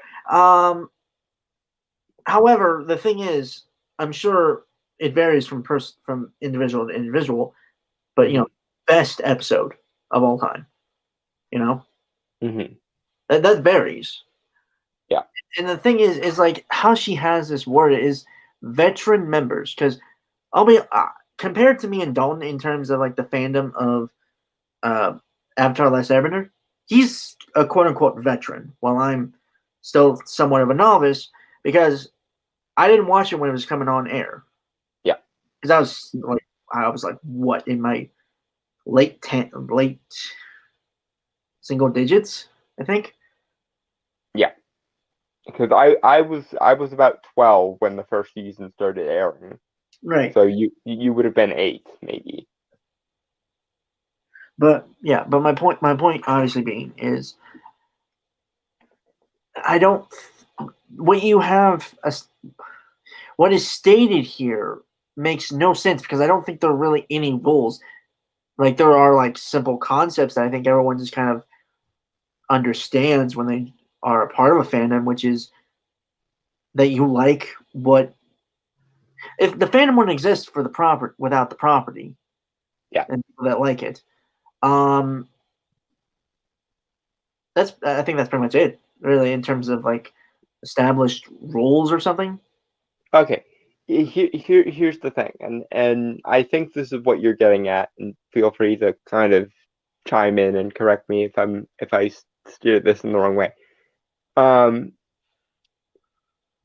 What she is saying is the fact that there are standards in fandom as to who is more of a fan or who is a more devoted fan. What she appears to be saying is the fact that there's a hierarchy of fans based on knowledge, expertise, skill, all that meritocratic stuff. That makes new fans feel intimidated and like they're not welcome. When the obvious solution to that was and always has been, if your lack of knowledge, expertise, and passion make you feel like you're not an authentic fan of this, then there's an obvious solution, especially in the age of the internet. If you feel like you don't know enough, then strive to know more.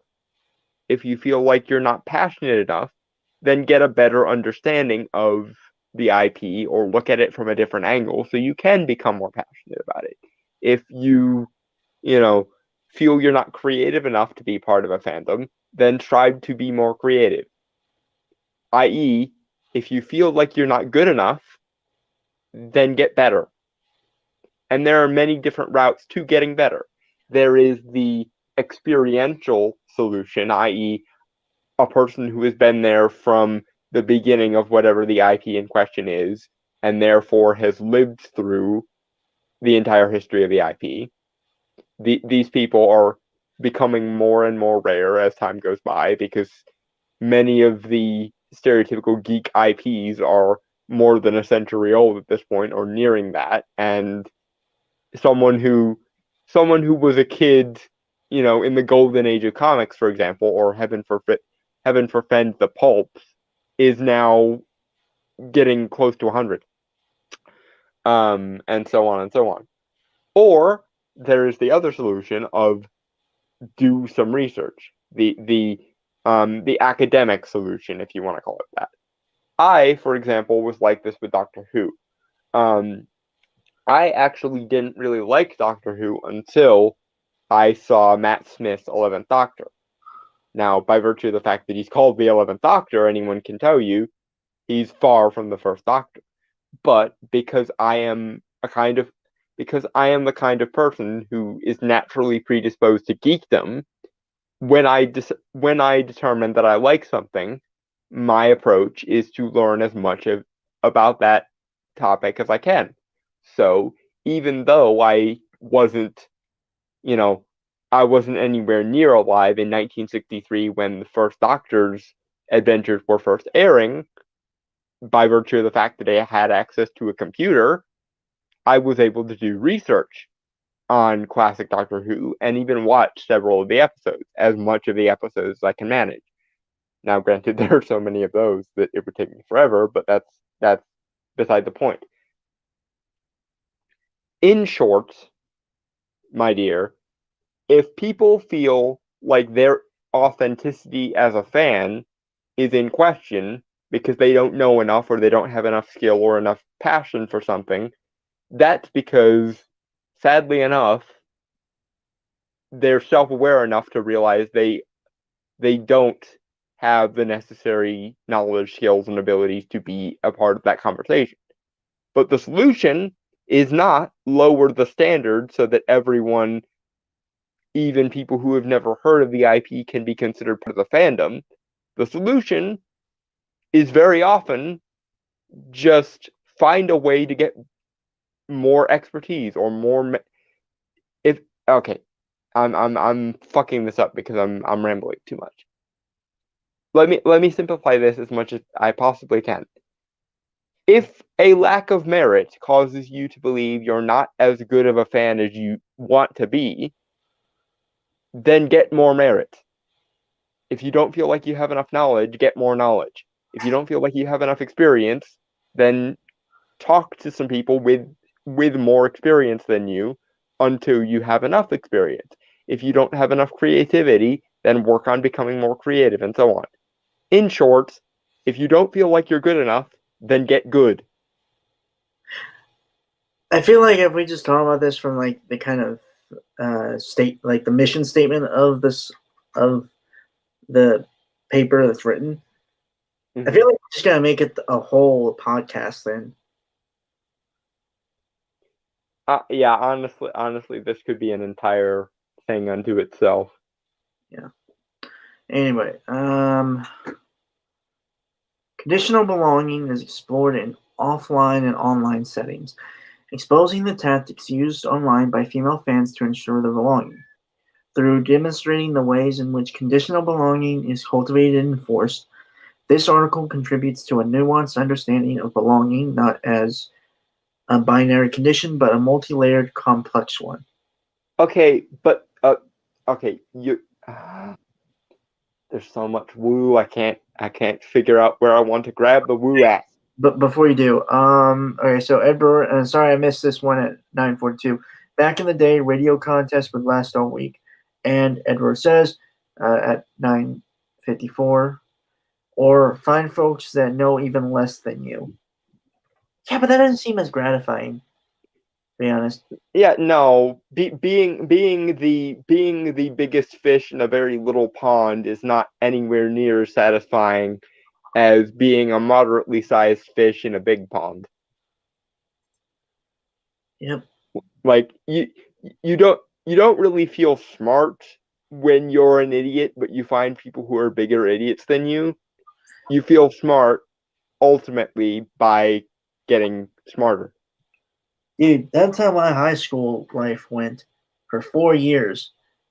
It wasn't because I was the smartest kid, it's because I didn't fuck around. Because you were surrounded by idiots. Yep. Anyway, Don, you were gonna say some stuff about what was previously said. Do you need me to repeat it, or? I forget where I was going to go with it. You want me to like start over, or? Yeah, why not? Okay. Conditional belongings explored in offline and online settings, exposing the tactics. Oh, okay. Now I remember. Yeah, it was never a binary thing. That there is no binary of people who know everything and then people who know nothing. There is and always has been a gradient. There is and always has been a spectrum or a continuum or a hierarchy of, at the very tippy top, you have people who are the walking encyclopedias of fandom, who have the big collections, who have the most merchandise, who have all the trades, and so on and so on and so on. And then below them, you've got people who are still massive geeks about whatever the IP happens to be, but are just a little bit less knowledgeable, or just a little bit less good, or able to collect fewer things, and so on and so on and so on, and down and down and down until you get to the people who are just sheer novices or noobs or neophytes, basically, who know nothing. And those people do generally tend to get shit, yes, but at least in my experience, the people who get shit for not knowing things don't get shit because they're not welcome. It's usually actually quite the opposite. We challenge people who know less than us so that they will become motivated to learn more. We provide a little bit of adversity so as to act as motivation. We tease those who don't know enough so that they will do more research or become more well-versed and thereby know enough. Right. I speak from experience because Don always hounds my ass that I don't know enough about Sandman or various movies I've said I never watched. Yes. And he has to watch them. Mm-hmm. And I don't think in any circumstance that my hazing has ever done any harm to Brainstormer. And in fact, on many occasions, he's told me, "Thank you for hounding me on this topic, because I really enjoyed the thing, like you said I would, and I'm glad that I actually got to check it out." Yeah, that's mainly with Sandman, to be honest. And I've been hounding him, and he hasn't really listened on specific cartoons and stuff. Yeah, I have it all on a list. It's just taking me forever to get around to it. No, it's the same thing with like the movies you keep hounding me about. So we hound each other a lot, but it's mainly just because we see. I think it's mainly because we want to share something that we think has a lot of merit. Yeah, that does tend to be the rationale.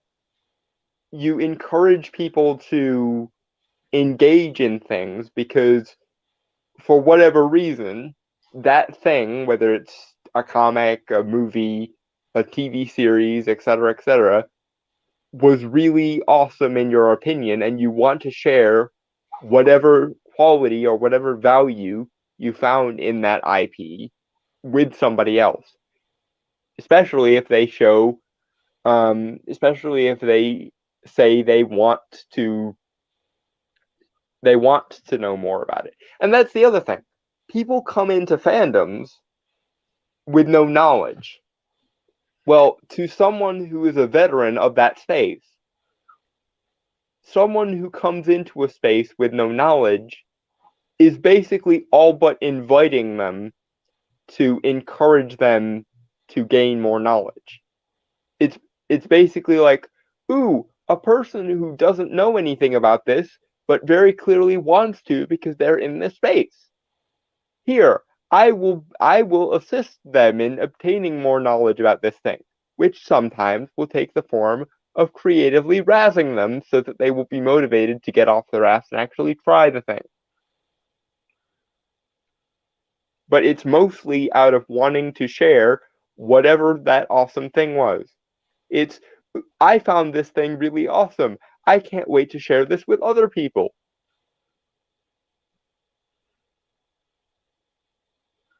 Right. Okay, so shall we move on, or do you have any last things to say? No, I'm good. Okay. Yeah, I think we're gonna have to. I don't know, like we might have to move the thing from next week to like a special. Yeah, we might. Yeah. All right. This study purports. Yes. That's a word. Yes. Is it the same as propose? No. No. It's like asserts or claims to, Okay. basically. To analyze female fans of Doctor Who and Star Wars, but as always, the political scapegoat of the freak left, white people need not apply. Okay. I think that might be oversimplifying it because yeah. the thing is, generally when these people say whiteness, and I remember being in college and having these ideas drilled into my head. It's one of the reasons why I ended up leaving college, because later on in my philosophy degree they started pushing this kind of shit. Also my own personal crippling anxieties, but that's a topic for a different day. When they say whiteness, they essentially mean Western culture and or meritocracy. That's what they mean when they say whiteness. They don't mean the color or the skin tone. They mean anyone and anything that adheres to Western principles or values. So they're not against white people or white men. The only reason they're against white people and white men is because they see them as an extension of Western culture or Western values. Because like I've always said, these people don't live in a physical world of solid objects. They live in a world of abstract ideas. And so when they see a abstract when they see a physical object, when they see a person, they can only examine that person through how that person relates to whatever the overarching abstract concept should be. So when they see a white person, they automatically think this person is serving my definition of whiteness, which is Western principles and or meritocracy. When they see a black person, they think this person can only ever possibly be serving my idea of blackness. Therefore, they must, believe in, victimhood, and they must be low class, and so on and so on.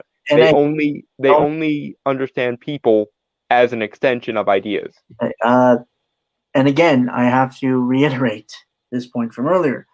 And they call us racist and intolerant and shit like that. Mm-hmm.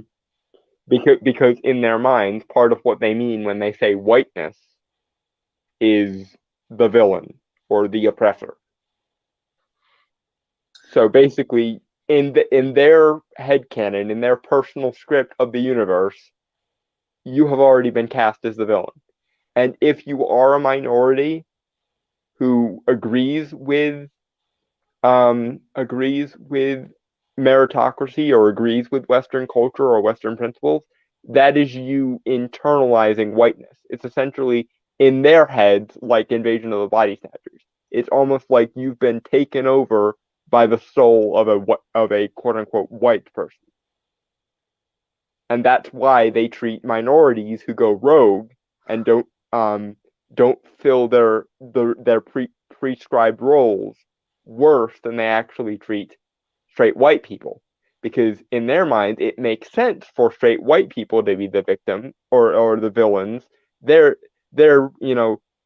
only when a white person does something bad, that in their minds makes sense because they always expected white people to be the villains.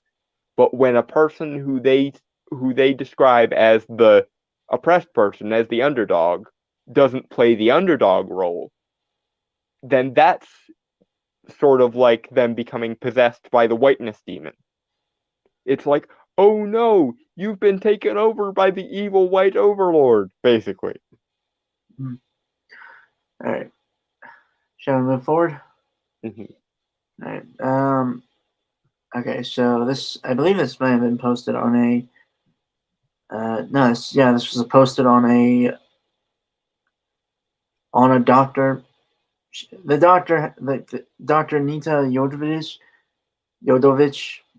Mm-hmm. I'm just gonna call her Doc from now on because she's posted something. She apparently has a Reddit, so.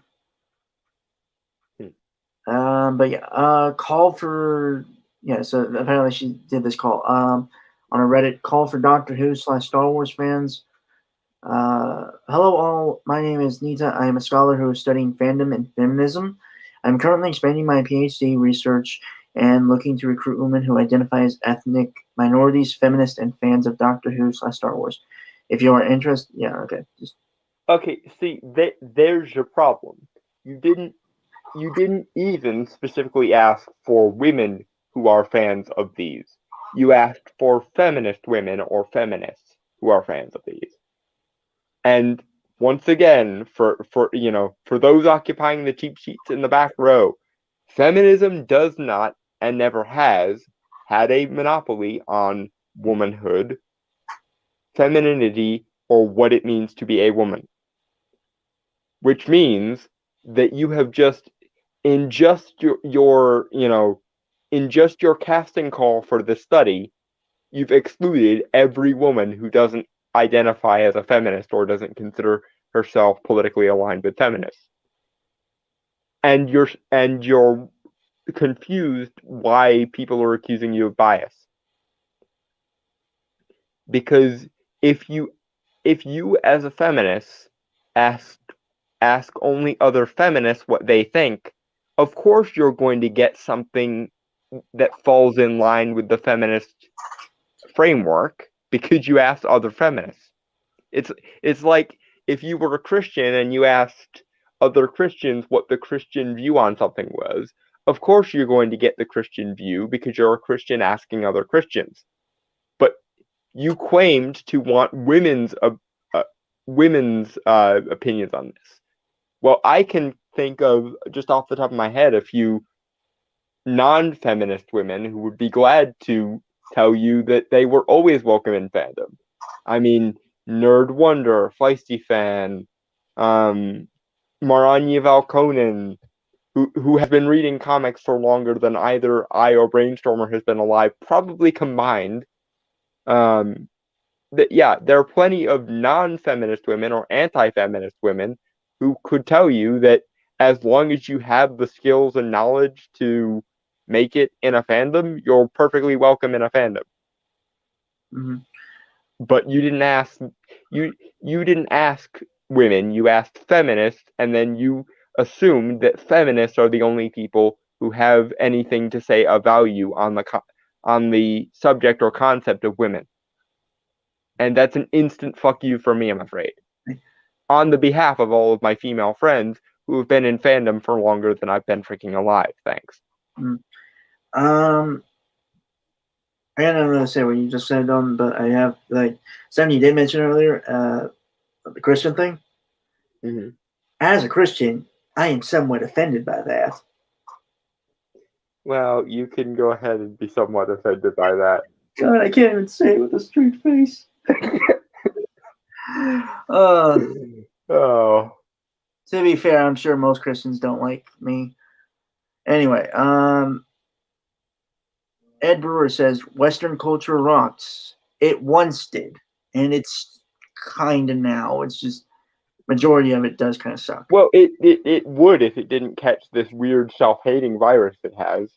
Yeah. Anyway, how very rigorous indeed, says the article, and then it goes back this is the introduction of this paper written. All right, so introduction: when belonging in quotes, not well, it's air quotes, but it's not like the two air quotes. So it's the one. Mm-hmm. Can't remember.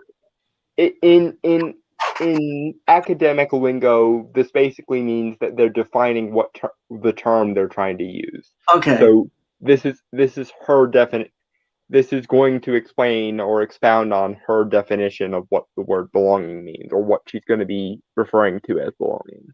Which, to say nothing else, at least actually bothers to define their terms, which is one of the things that pisses me off that people never do, is define your terms. So I wouldn't give the doctor too much credit yet.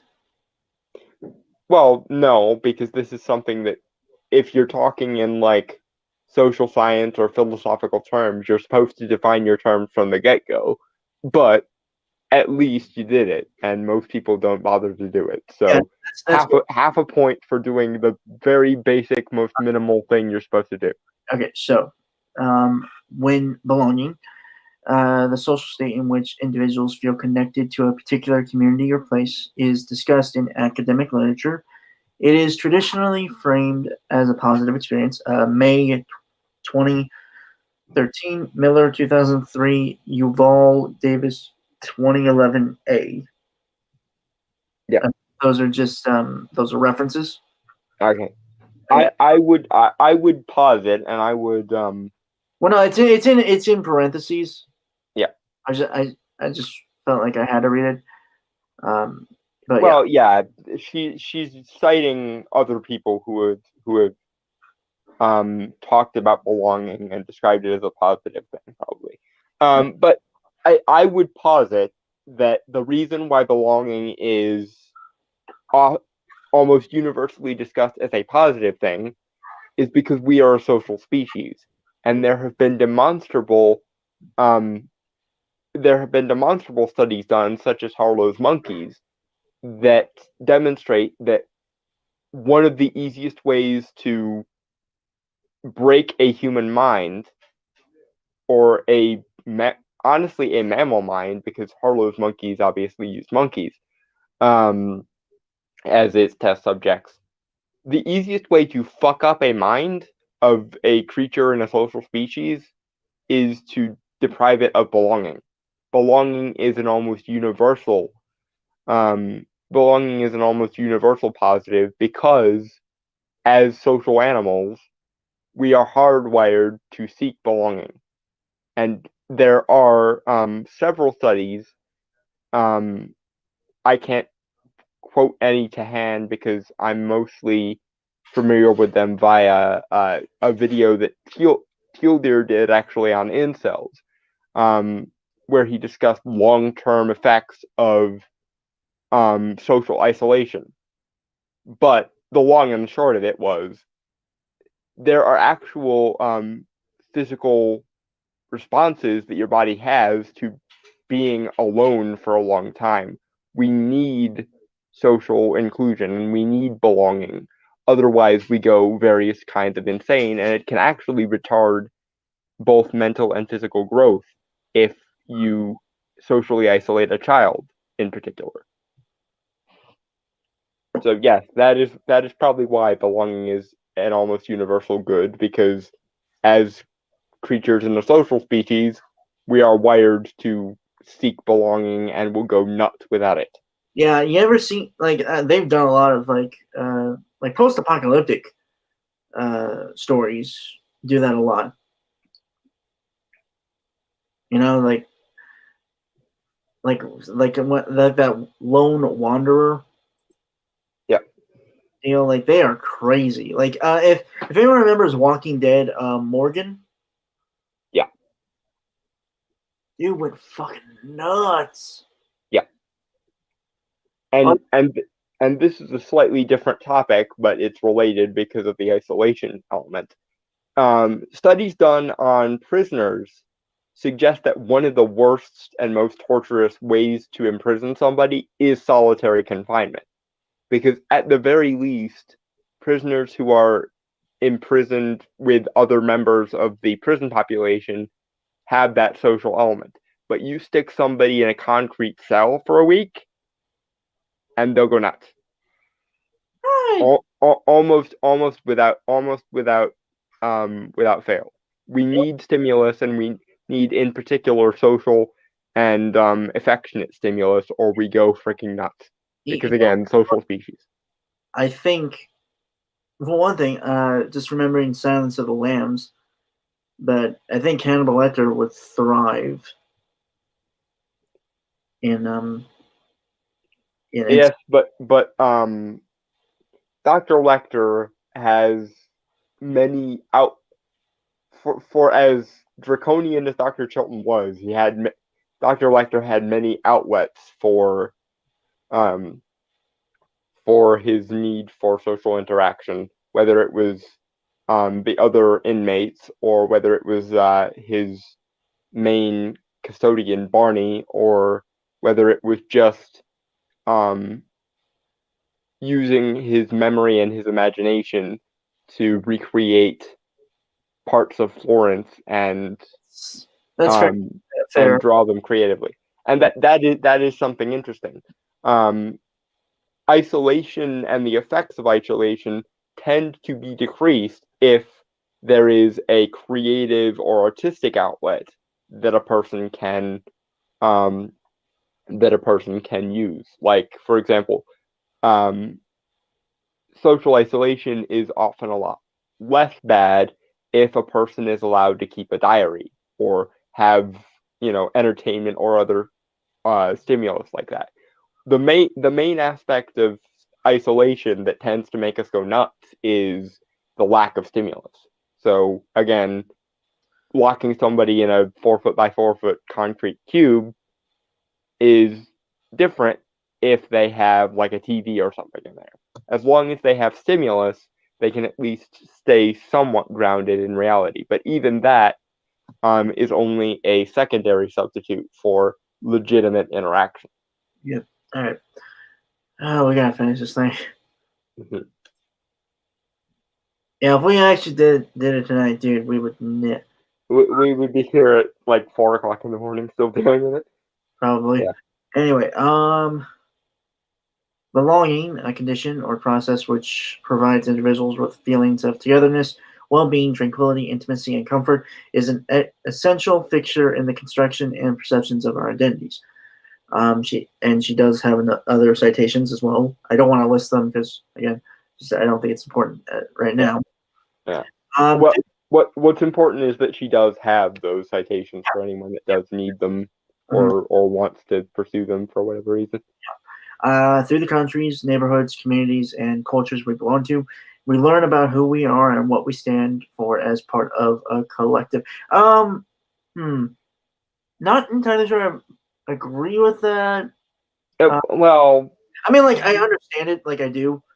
In the broadest terms, that's accurate. But I think focusing too much on the collective is a problem there, because I think that is my issue. Like, I think the main thing is that you're focusing too much on the overall collective and not individual by individual is the thing. Yeah, and what you just said there, Doc, is equally true for our development of our individuality. In fact, you could make the argument even more so. That's one of the reasons why children who are left in the wilderness, even if they are, I don't know, raised by wolves or whatever, Tarzan style, are psychologically impaired, even if they don't have any physical brain abnormalities or anything.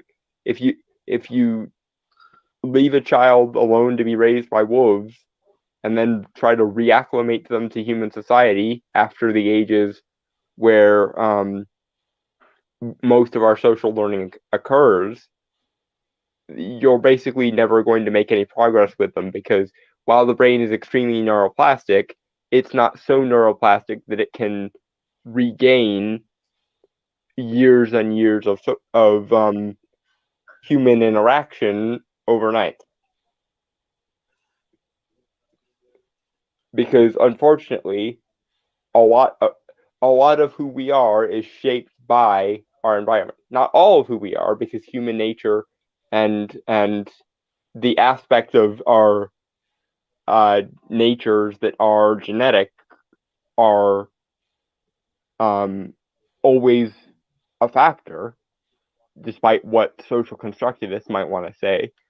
But essentially, the nature of a person, the genetic material they're made from, is the clay, and social interactions, or the societies we grew up in, are the sculptors of that clay. It'll never change the raw material, but there's a big difference between somebody who just throws clay up against a wall and a professional sculptor who can turn it into something beautiful. Mm-hmm. All right. Is that it, or do you have more to say? No, I'm good. Okay. Let's continue. Yeah. All right. So in the article itself, collective, collaborative, cooperative community. Seriously though, this sounds like science, less like science, and more like an old biddy complaining over her backyard fence that her crochet club doesn't schedule their meetings around her hair salon appointments. I mean, that's a bit oversimplified, but not entirely wrong. No, I don't think it's wrong. It's just from she she is at least trying.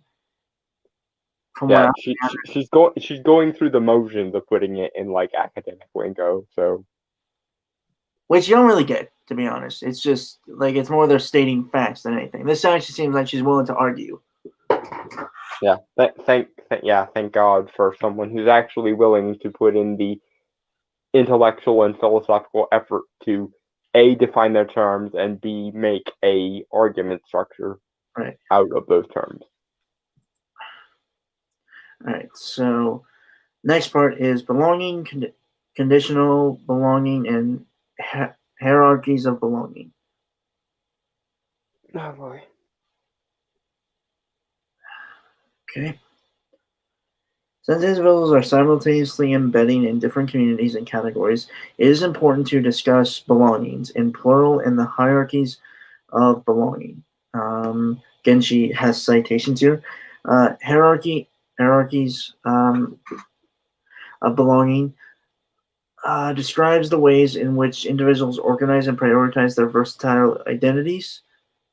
Under the premise that some identities or social affiliations are disjointed and contradicted, individuals create a hierarchy of their identities and decide which one to emphasize over the others to resolve this tension.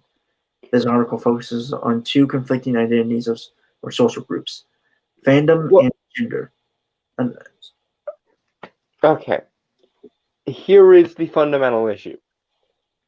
Gender is a demographical subset, and demographics are not teams.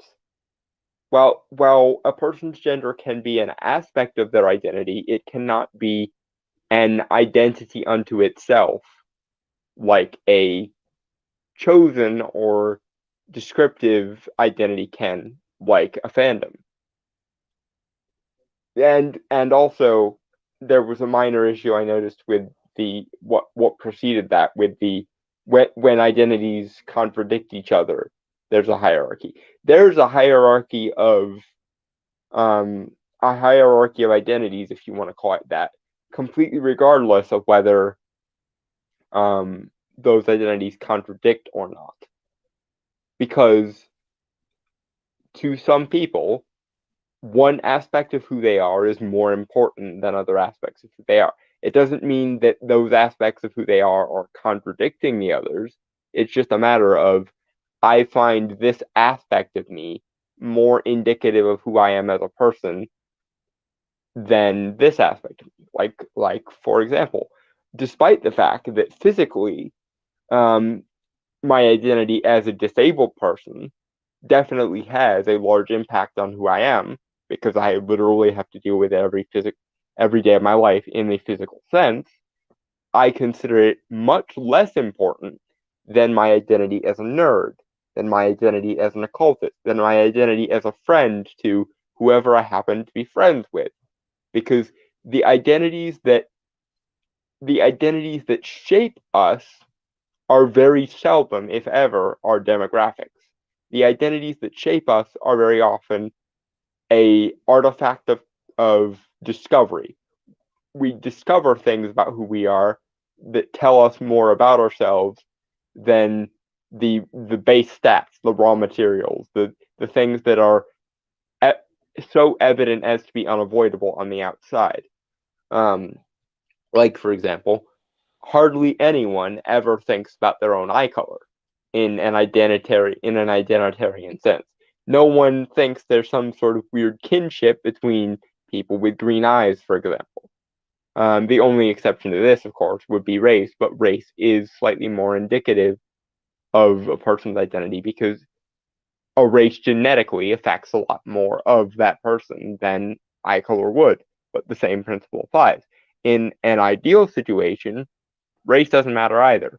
And even in the world in which we currently find ourselves, where race does actually genetically account for quite a lot, it's still much less important than the identities a person might discover about themselves. For example, I do not consider myself capital W white, because quite frankly, being capital W white is meaningless to me. But being a nerd, very important to me. Being an occultist, very important to me. Being someone with a philosophical background, very important to me. Being a friend to the people I consider friends is very important to me, and so on. Because these are the things we discover about ourselves rather than the things that are unavoidable, essentially. But there's no contradiction between them. It's just we define who we are as people, and then based on that definition of who we are as people, we prioritize different aspects of that definition. And therefore, because we put more energy and more effort and more time into one aspect or another, that aspect becomes more primary to who we are than others. There doesn't need to be any contradiction there. It's just a matter of how you stack the bricks you're dealt, essentially. Moving forward. Yep. All right, I'm back. Huzzah. I didn't even notice you left. I was mid-rant. Yeah, I tend to disappear while you're mid rant. Uh-huh. Sorry, I had to splash some water on my face. Mm-hmm. Because usually I'm about to head to bed right about this time. Well, no, that's a lie. I usually go to bed around 12. Mm-hmm. I should be good. It's just like I was feeling drowsy because I think this. I don't want to say article. The topic of the article that is discussing starting to drain me a little bit. Uh-huh. All right, so understandable. Yeah, where was I? Okay, and thus the scientist, in air quotes, manufactures a problem that never existed.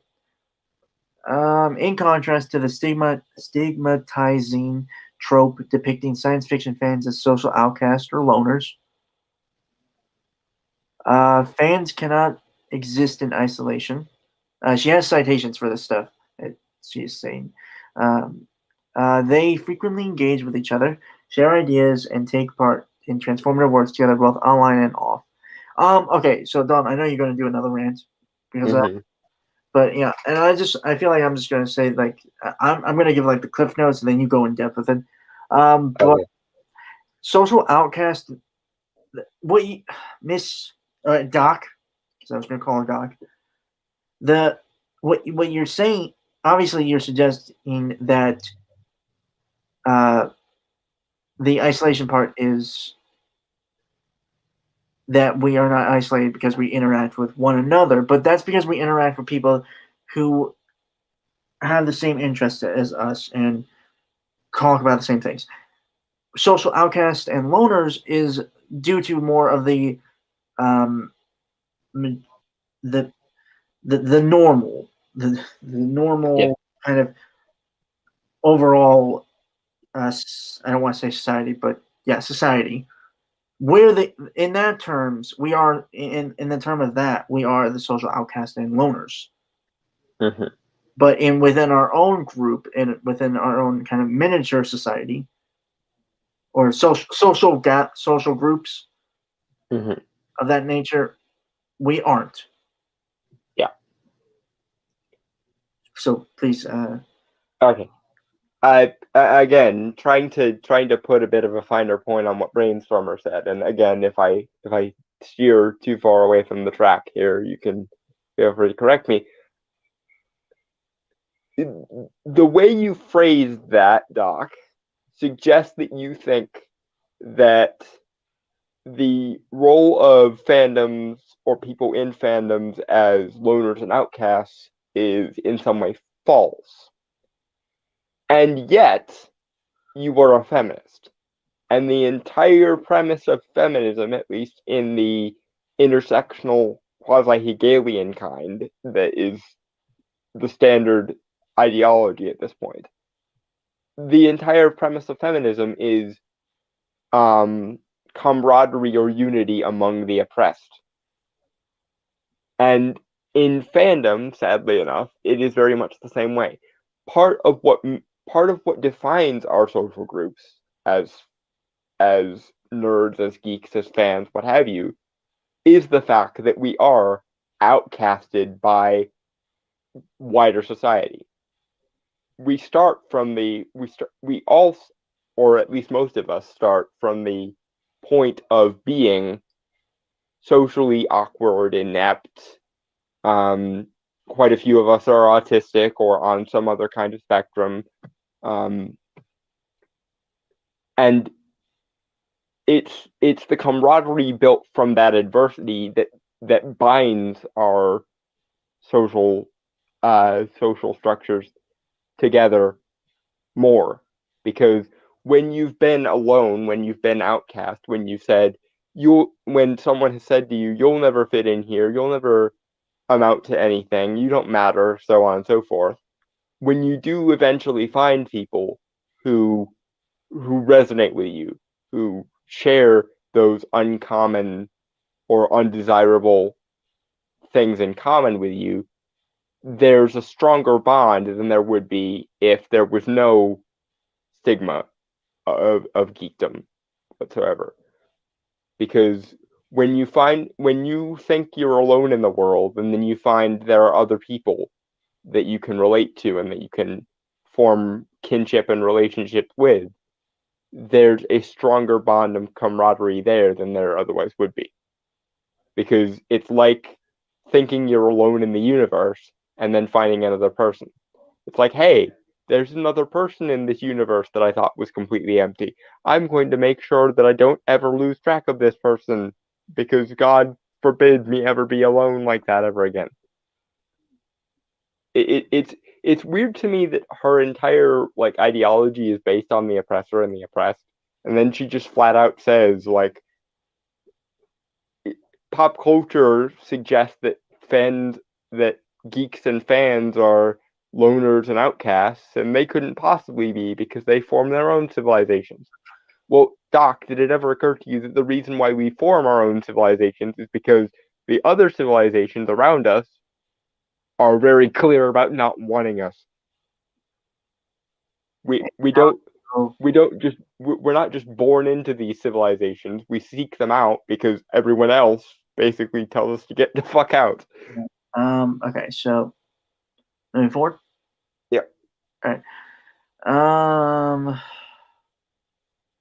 Social ties between fans are commonly associated with feelings of intimacy and belonging, which are cultivated through mutual interest. I mean, that's really how any social ties are, to be honest. Yeah, with the possible exception of like family and romantic ties, maybe. Well, If you're the kind of person who forms those kind of close ties with family and or romantic interests. yeah, it's just like I assume most of those ties are formed through any type of mutual interest. Yeah. But okay, developments in digital media and online social platforms such as Facebook, Twitter, Reddit, and Tumblr. Oh God, Tumblr. Um, Hey, Tumblr.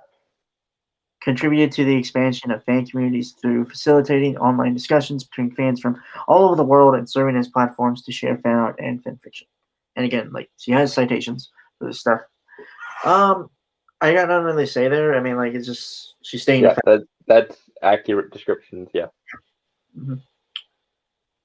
All right. Okay. So back to like the article again, and here the child unintentionally touches base on a problem she has no way of having any experience of. The fact that for many, simply being a science fiction fan at all was the result of being an outcast, not having belonging.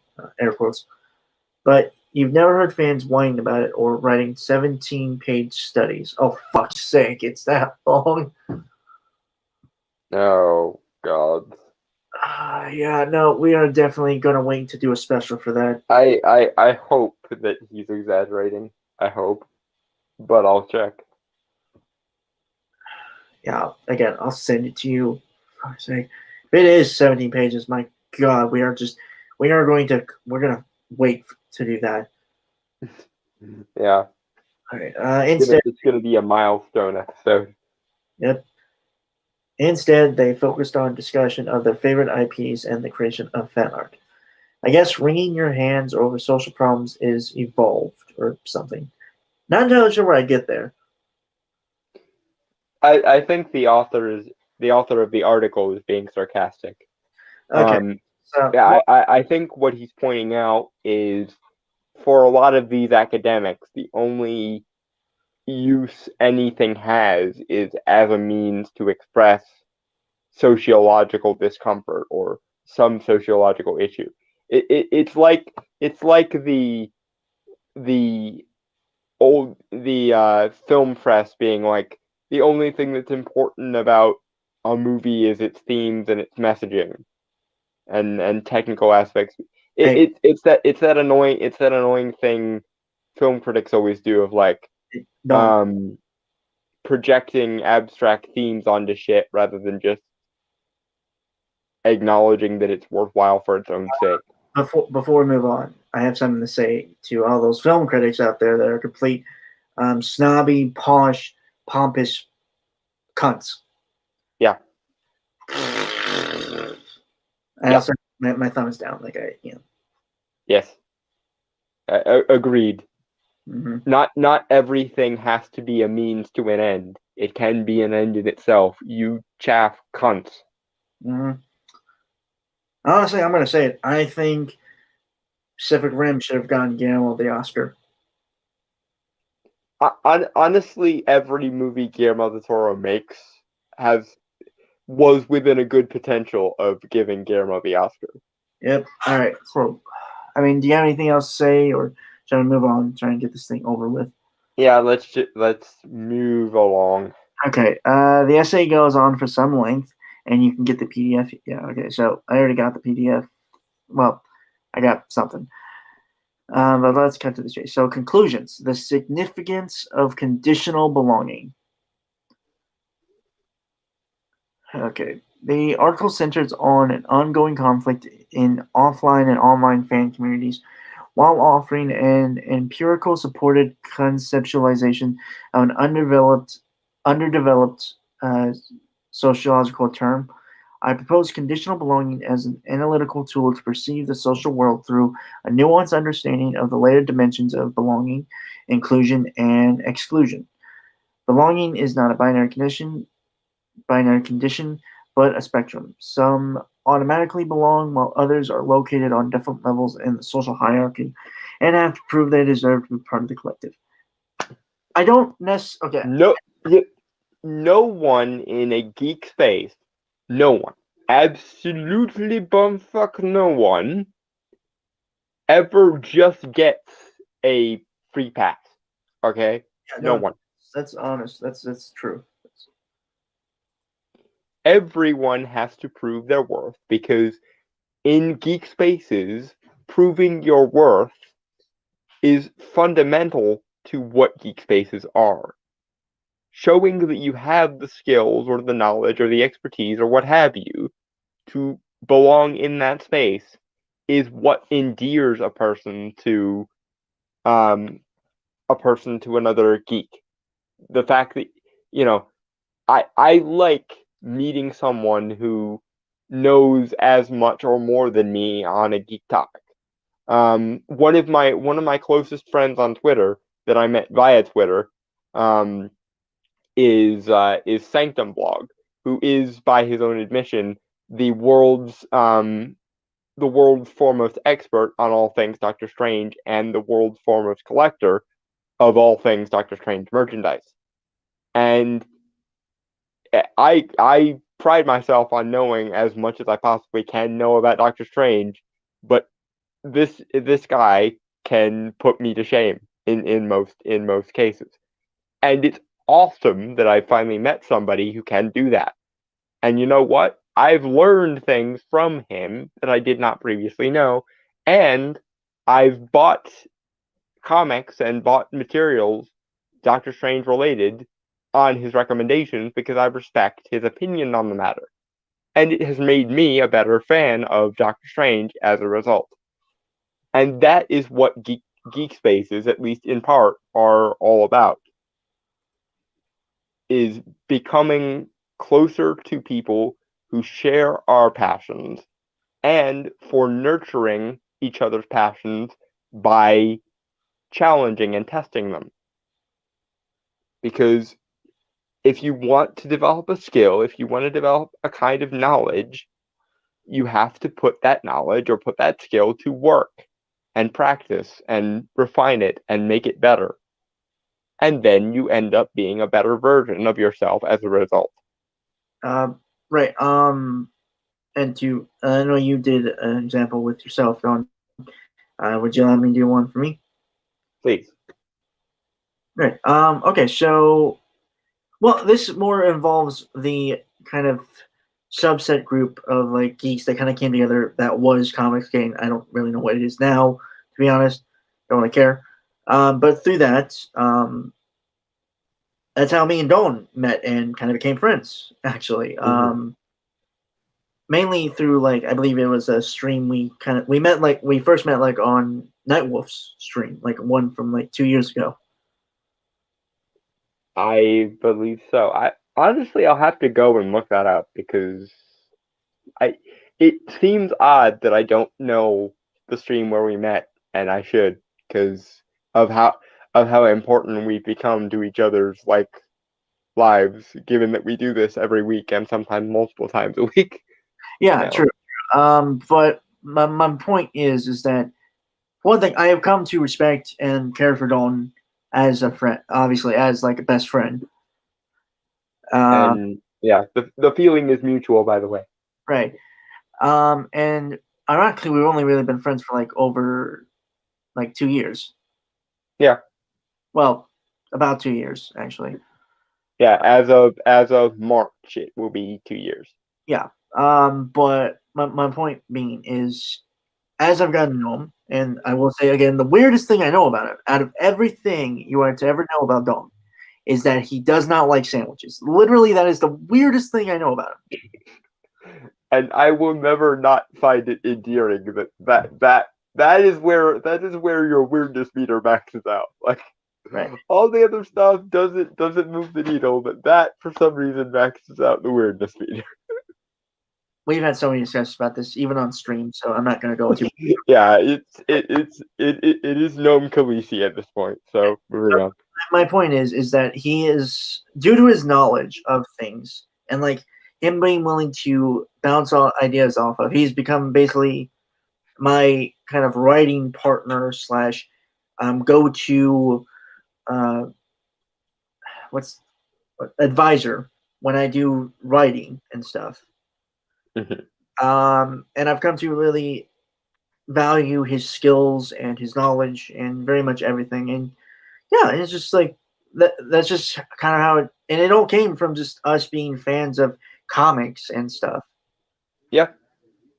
And honestly, I wouldn't have it any other way. because there have been some times in the past 2 years we've been doing this where the only thing that brightened up a very, very bad day was doing this show or doing one of the other podcasts we do. So yeah, I wouldn't change a thing about how we do things. And if you had told me before we met that I would that we would click so well and that we would end up doing this so often, I don't know if I would have believed you, but holy hell, am I glad it happened the way it did. Yeah. And ironically, he was just like one of the people I thought would be like easiest to talk to. Like for like when I ever first started my podcasting career almost 2 years ago. Mm-hmm. Like, I just thought like and again, like the weirdest thing was he was my third choice. Like no offense to you, Dalton, obviously. None taken. And the other two choices were Nightwolf and Nerd Wonder. They couldn't make it. Mm-hmm. And therefore I asked Dalton, he popped on, we chatted, I asked if he wanted to do this again, and the rest is history. Yeah. The rest is 2 freaking years almost of history. Yeah.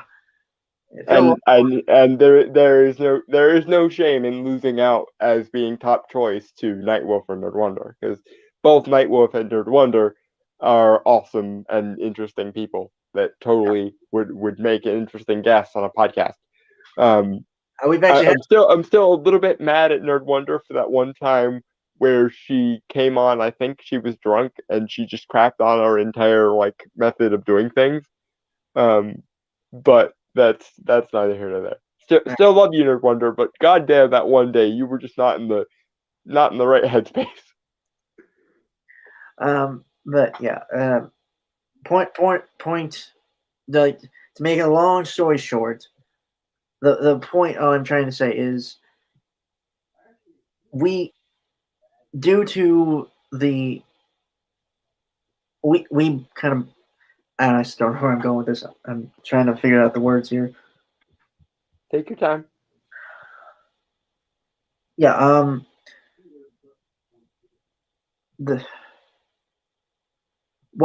I don't. Yeah, the belonging thing. I agree. Like it's not a binary condition, obviously. But she is wrong that some automatically belong. Obviously, like it's what you had said, Dalton. Yeah. But, it's about knowledge and skill and expertise and passion and creativity and the ability to apply various skills from other areas of life in unique and interesting ways, or providing unique and interesting perspectives. Right. If you can do that, then nothing else matters as far as geek culture is concerned. If you can't do that, then get fucked, essentially. Some people might say that's a sad thing, but also there's another aspect of this that I don't think they take into account, which is it can be amazing. It can be an amazing feeling to know you rose to a challenge. When somebody challenges you, yes, it can feel bad to fail the challenge. But as bad as failing the challenge might feel, it's more than made up for by when you get better and then you rise to the challenge. When somebody challenges you and you can rise to the challenge or exceed their expectations or provide a interesting perspective they hadn't thought about before, that is one of the best feelings in the world. And I wouldn't trade the earned or conditional belonging for any amount of the other kind. Because the thing about belonging that has no conditions is it's facile, it's empty, it's meaningless. Someone who, sadly enough, someone who loves you just for existing doesn't actually care much about you at all. They care about someone filling whatever hole they need filled.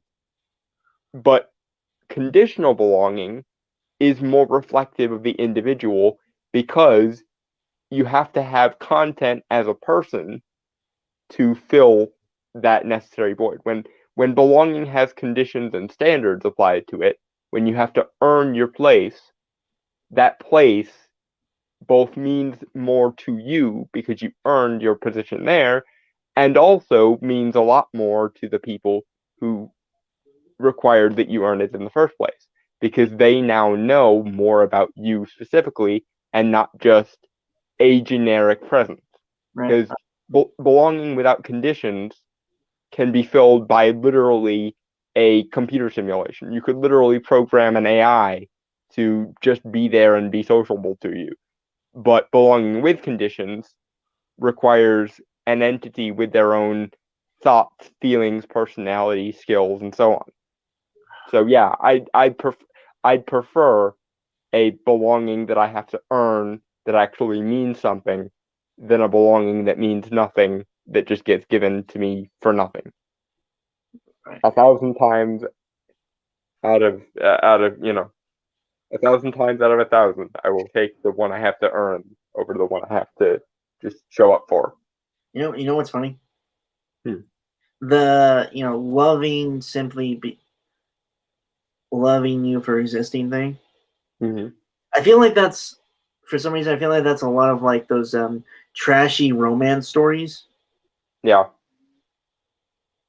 Yeah, you're generically special because you exist rather than for anything you are or for anything you can do or for anything you can be. Like, it's weird, like how a lot of Disney shows did that. Mm-hmm. That I Well, think. it's exactly like, and we mentioned this earlier with Twilight. It's exactly like the Bella Swan syndrome. I defy you to tell me any notable characteristics of Bella because she's supposed to be a blank slate because she's supposed to be generically special in a way that every person who reads Twilight can relate to in some way. You know, I never understood that for storytelling. Blank slate characters. I never really got that. Yeah, I know. It's like I want to be loved because I deserve to be. I want to be loved because there's something about me you find lovable. I don't want love just for love's sake. I want love as a reflection of something in me that made me compelling to you, something in me that made me unique and irreplaceable to you, and so on. Don't step away from the abyss, bud. Yeah. Backing away from the personal feelings of this again. But, We do that a lot too, and I don't know why. I don't really know why that part of our friendship works either, because it doesn't really work with any of my other friends much, really. oh God, there's still so much more. Oh God. Oh, for fuck's sake. We might call it with this article and just read the whole thing like some other time. To be honest, Uh-huh. just for the Yeah, time. because I know you want to get to your to the Spawn one, so let's. Yeah. Okay. So yeah, no, we're calling it on this article, folks. If you want to read it yourselves, it's in the description down below. And as for the actual like academic paper that was written, Mm-hmm. we will cover that at some time in the future, possibly for our 100th special. Maybe. Yeah, maybe. Either that. You know what? No. Yeah. The 100th one will be a celebration, not a torture session. So we're going to do it the 95th one. Yes. Our 95th podcast. That's when we'll do it. That seems to. Wait, what number are we currently on? Because we're pretty close to 95, I thought. Yeah, we're at 88, so we got a couple weeks. So, yeah.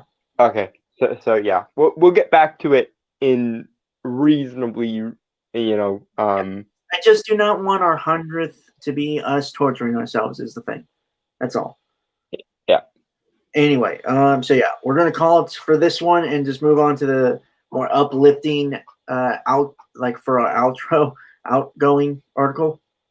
Yeah, and ironically, our upturn involves a health bomb. Oh boy, we're fucked up. All right, any 90s fan in here, type it in the chat, like hands raised or whatever. Well, I'm not saying that's a bad thing. I'm just saying it's a really weird state of affairs when the positive the like high point of the episode involves a hell spawn. right? Like on paper that shouldn't work, but Yes. Spawn's awesome, so All y'all 90s comics fans, raise your hands in the chat. yeah, represent as they say. God damn right. Anyway, yeah. So this is from Geek Tyrant. Oh no, Ed, we're not leaving. We're just cutting that article. Yeah, we have to move on to the next topic, otherwise we might actually kill ourselves from sheer boredom. Yeah. All right. So this is from Geek Tyrant. This was published. Oh, well, this is written by Joey Prar. This was published 3 days ago, so that would be the November 12th. So yeah, Jason Blum offers update on Todd McFarlane's Spawn movie, saying it's very edgy and very different. All right. Okay. So Todd McFarlane's new Spawn film may be taking a lot of time to get off the ground and into production, but the project is moving forward and it's on the road to getting made. In a recent interview with Inverse, producer Jason Blum offered an update on the project, saying that they're still actively pursuing the movie, and as of right now, they are taking their time to get the script right. The producer said, "What excited me about it is that Spawn is kind of the last great unexploited comic. So that seemed like an amazing opportunity. It's taken longer than I hoped it would to have. It would have to get the story right, but we're still working on it. The fact that they're willing to take so much time before going into production, I can respect. Yeah, to be fair, a lot of that probably has to do with the production delays of, Well, no, they were. COVID restrictions and whatnot. But I think it's smart, and I think it's a good thing to take that forced time off that you have and be like, since we have however many more months to work on this, why don't we punch up the script a little bit? I hope to God that Marvel is taking the same kind of opportunity with all of Phase 4, given how many Phase 4 delays there have been. But, you know, good on you, James Blum, for actually taking a disadvantage and turning it into an advantage. Right. Okay. So Ed Brewer says I was out of comics in the '90s.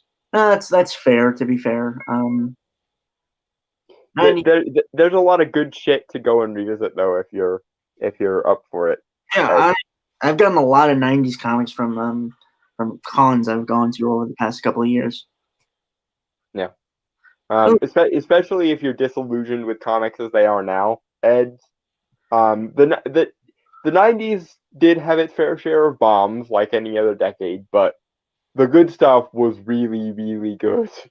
Yeah, I think like for my first like one of my first ever recommendations for the channel was that I recommended a crossover between Spawn and the Wildcats. Um, it was amazing too. Like it was really good. Can't remember what it was about. Like I'm sure I still have it. It's been so long since I've read it. So Fun fact about me: the first comic I ever remember buying for myself was actually Batman versus Spawn. It was randomly in, I think it was the Walmart checkout one time while my mom and I were getting groceries, and I don't know, it looked awesome, and I knew Spawn was a magic based character, and I got it, and it was pretty good, all I, things considered. I'm sorry. There's a Spawn versus Batman? Yes, there's a Spawn versus Batman. I'm ashamed of myself that I didn't know about it. I will I will provide you resources to track it down after the show. All right, so Blum then promises the reboot is going to be very different. It's going to be very edgy. I really do hope that this movie is worth the wait. As a longtime fan of the comic, this is just the writer himself. All right, wanting to see a proper Spawn movie get made, and I really hope that this is going to be it. It's been confirmed by Farman that his Spawn film will be R-rated and that he will be the director. Jamie Foxx and Jeremy Renner are attached to star in the film as Spawn and Twitch. And when talking about his take on the story, McFarlane previously explained, there's two big roles in the script. There's obviously sort of Spawn himself, although in a weird way, it's not the biggest role. And then there's the cop. The cop is this character Twitch who's been there since issue 1. Twitch is the role in this one.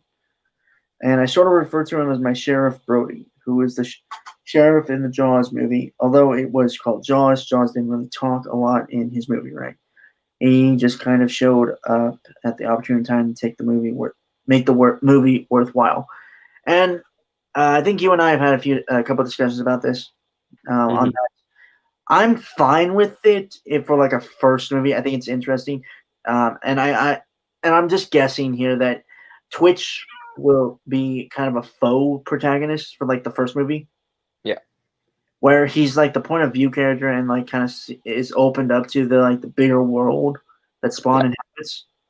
I described it as the Myers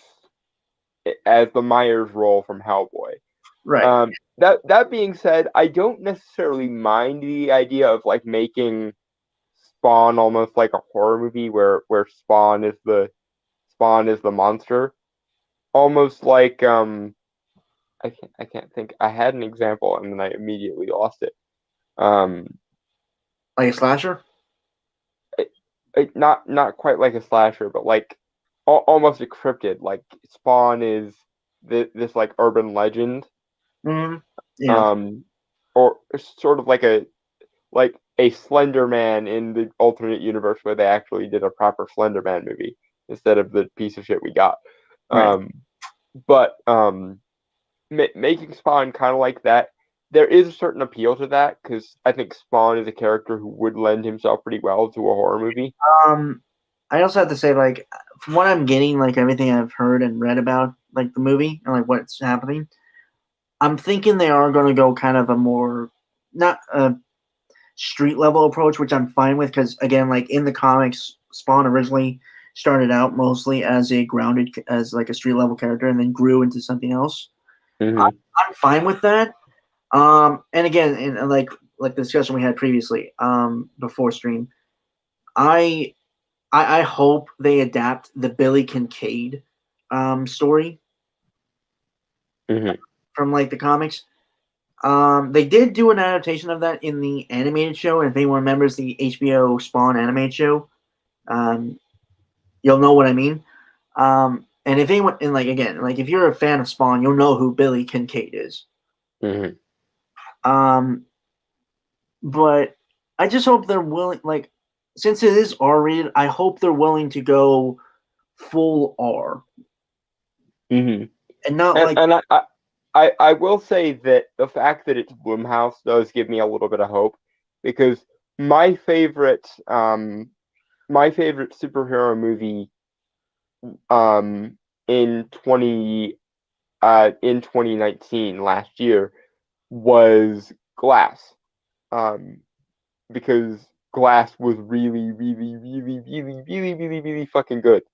And so yeah, if this version of Spawn is anywhere near as good as Glass was, or heaven forfend Joker, yeah, see, I'm hoping they take a lot of inspiration, obviously, from like really good ones, like I see Glass and Joker, in terms of like style, not really direction, but style. Mm-hmm. And maybe story-wise, I do hope, and I brought this up with like the original Spawn, and what they should have done was maybe the Crow. Brandon Lee's the Crow. Yeah. Just because, like, those are like, honestly, the Crow is like one of the best R-rated comic book movies out there. Mm-hmm. Honestly, I'd be willing to have a debate that it is like the best comic book movie of all time. Yeah, well, I don't know if I'd go that far, but it definitely still holds up, and given that it was made in like the 90s, that's saying something. But you get my point, though. It's a good movie, and I would like to see someone be willing to take inspiration from that. Like I know it wasn't like the biggest commercial success, but obviously it's got a cult status. Yeah, and the comics are also really really good and really expand on the lore quite a bit. I just had an idea that I'm ashamed I didn't have so many times before now. Someone should do a The Crow Trick or Treat crossover. Mm. Yeah. Um, like comic or movie? Either way would be awesome. Eh, Um, yeah. Like I said, I for Spawn, like kind of trying to move back. Unless you have something to say, obviously. no, I that idea of like Sam interacting with a resurrected crow is just I love that idea. Also, the crow set during Halloween just lends itself to awesome in general. Mm-hmm. Yeah, but like I said, I'm looking forward to this movie. Like, there were some things that kind of made me a little iffy, but I want to wait. I don't want to like let that impeach my viewing of it. So Hmm. I'm gonna wait until it comes out, and I'm going to wait. I've been waiting a long ass time for another Spawn movie to come out, so I'm willing to wait. Yeah, I honestly I'm just hoping it's better than the '90s one. And the '90s one, for as cheap as it is actually a pretty good movie, especially at the time. But I think not only can it do better, but Spawn as a character and as an IP deserves better. Yeah. So, yeah. Um, like I said, I'm just yeah. I just obviously we are going to review that movie when it comes out. Oh, yeah, There's definitely. no debating that. Yeah. Hmm. Um, if I it's hope it comes out in November, just so it can be around for your birthday. whenever, dude, I do not care. I just want another. I just want a good Spawn movie. Yeah, yeah, totally, totally get you. I'm the same way with all of my characters. It's just like I just want a good version of this. Can I Um, have a good version of this? but if it's shit, I'm willing to, like I will call it out for it. And dude, I will rip it a fucking new one if it is shit. Well, you know how I constantly react to Doctor Strange and Dude, how it's handled in the MCU. So I Spawn, feel your pain, bro. I dude, feel your pain. Spawn will be my Doctor. What you? I will be with Spawn what you are with Doctor Strange. Yeah, and I won't I won't blame you at all because honestly, even though I don't talk about Spawn quite as much as I talk about a lot of other mystical characters, he's still an awesome kick-ass mystical character, and he's in like if not in my he's not my top 5 characters, but he's definitely in like the top 20 for me. So For me overall, I'd say he's like either 2 or 3. Like just for overall characters, not really specifics. hmm Mainly because he was like one of the first ever superheroes I got into. yeah, which will always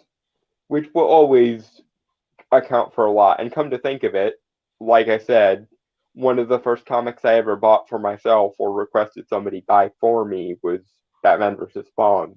So Mhm. technically, the same is true for me. I Yeah, just didn't get quite as into him as I got into some other yeah. characters on the mystical side of things. That doesn't change the fact that he's still awesome and I still love the character. And if they fuck up and make a movie that's worse than the '90s version, I will be just I maybe not just as pissed off as you, but I will join you in being pissed off.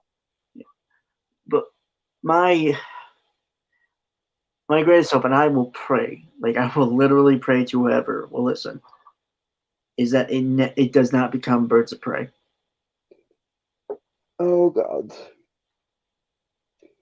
Yeah, and for those who need context of that, some articles and some news stories have suggested they want to give Spawn a racial element, and given the I'm just gonna call it the Jordan Peele effect, um, I would not be in favor of that. Yeah, just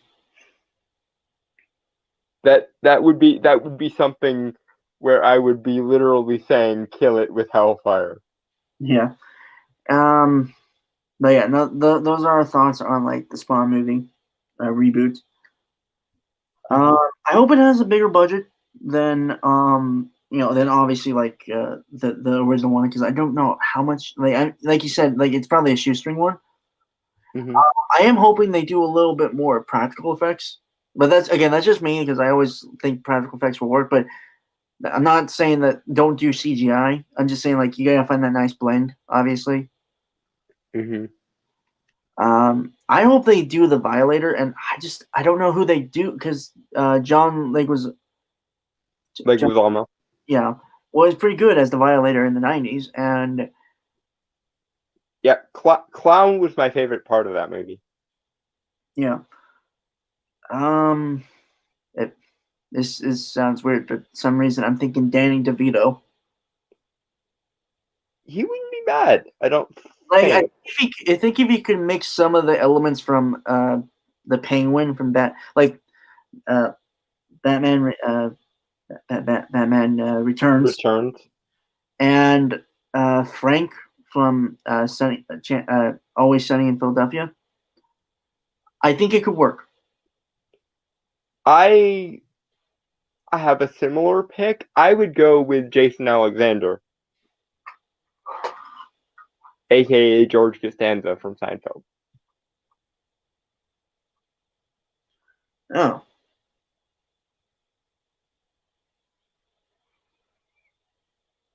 okay, I did not know who that was. Okay, Oh no, I I'm didn't. going to. You said who the character was like on Seinfeld. Like then I remembered him. I like just Okay, so you have seen Seinfeld. I don't need to strap you to a chair and force feed you Seinfeld. I've seen Seinfeld. I just haven't watched it in a while. And to be, I don't know. It's just I didn't get into it. Was the thing. But yeah, Okay, I remember George. It's just I didn't know the actual actor's name. yeah, it's Jason Alexander. He's mostly known for being George on Seinfeld, though, because Or you brought up. sadly enough, his career really didn't go many places after Seinfeld, which is a darn shame because he's hilarious. That being said, I do enjoy seeing him as George, and I am a diehard Seinfeld fan. I can watch Seinfeld pretty much all day, every day, and still find But yeah, it funny. So my point being is that I just I hope it's good. It is the bottom line, obviously. hmm and if it's not good, then we kill it with a fire. Hellfire, Yes. not Hellfire, Heaven Fire. Uh, Well, it there's a character in the comics called the Anti-Spawn or the Redeemer. yeah, Yeah, who literally can conjure up essentially soul fire. yeah. I think it's called Heaven Fire. Yeah, I called it Soulfire because in Dresden File later on in the series, the concept of Soulfire is introduced as like the counterpoint to Hellfire. Okay, but yeah. Point being is we're huge comic nerds when it comes to uh, Spawn, and we're hoping that the movie sticks true to it. Like it has the guy who created Spawn as a director. Yeah, Granted, he never directed anything, so I'm a little worried on that. yeah. But It's the guy who wrote the original Spawn and the producer who brought us um the conclusion to M. Night Shyamalan superhero trilogy. So I will be expecting good things, and if I don't get them, then may heaven, hell, and everywhere in between have mercy on your soul. yeah, um, yeah, I got nothing else to say. I mean, like except for comic editions, obviously, uh, the Spawn comics, which are in like volumes now. Like I'm sure you can get them at like a comic shop. Yep. If you go, Actually, last year for my birthday, we went to a comic shop and I found the first volume of Spawn in trade paperback form. I was pleased. yeah, I haven't So checked any of the more modern stuff? It from what little I've seen of the modern stuff, it's not as good as the original run. But then again, Nothing to what remember. is in this day and age? Yeah. And because Ed said that he dipped out of comics in the 90s, I'm just gonna say this: read Sandman, Mm-hmm. read Grant Morrison's run of Animal Man. It's amazing. No, that was the 80s. Doom Patrol. Grant Yes. Morrison. Yeah. Basically, anything from Neil Gaiman, Grant Morrison, or Alan Moore before he went insane is worth reading. I'm sorry. I was gonna suggest like some other Image comics I remember that I got. Well, obviously, the Darkness. It's from one of like the sub companies of Image, Top Cow. Mm-hmm. But it's kind of like Spawn, kind of. It's basically about this gangster who has like this entity or like this powerful thing called the Darkness in him. Mm-hmm. Basically, he can transform and summon demons and stuff. It's really cool. Aha. Like think The Godfather, but with Spawn in it. Essentially that. Okay, so yeah, I would make a reference that you're probably not going to get, and then later when you check out the series I've been telling you to check out forever, you'll get it and it'll make sense. But it won't make sense now, so I won't say it. What's you'll let me know later. Yeah, I'm not going to spoil it because it doesn't, because the thing I'm talking about, it literally wasn't revealed until Oh, you're talking about the files, aren't you? yes, it literally wasn't revealed until like the end of book 17, and my attempts to explain it will just lead to 1,000 other things I have to explain. So I will wait until you catch up on Dresden Files, and then dude, I got Wheel of Time, and that's 13 books, and I barely started book 1. yeah. Anyway, folks, Read, sir, read. Yeah, all that goes to all of you. Mm-hmm.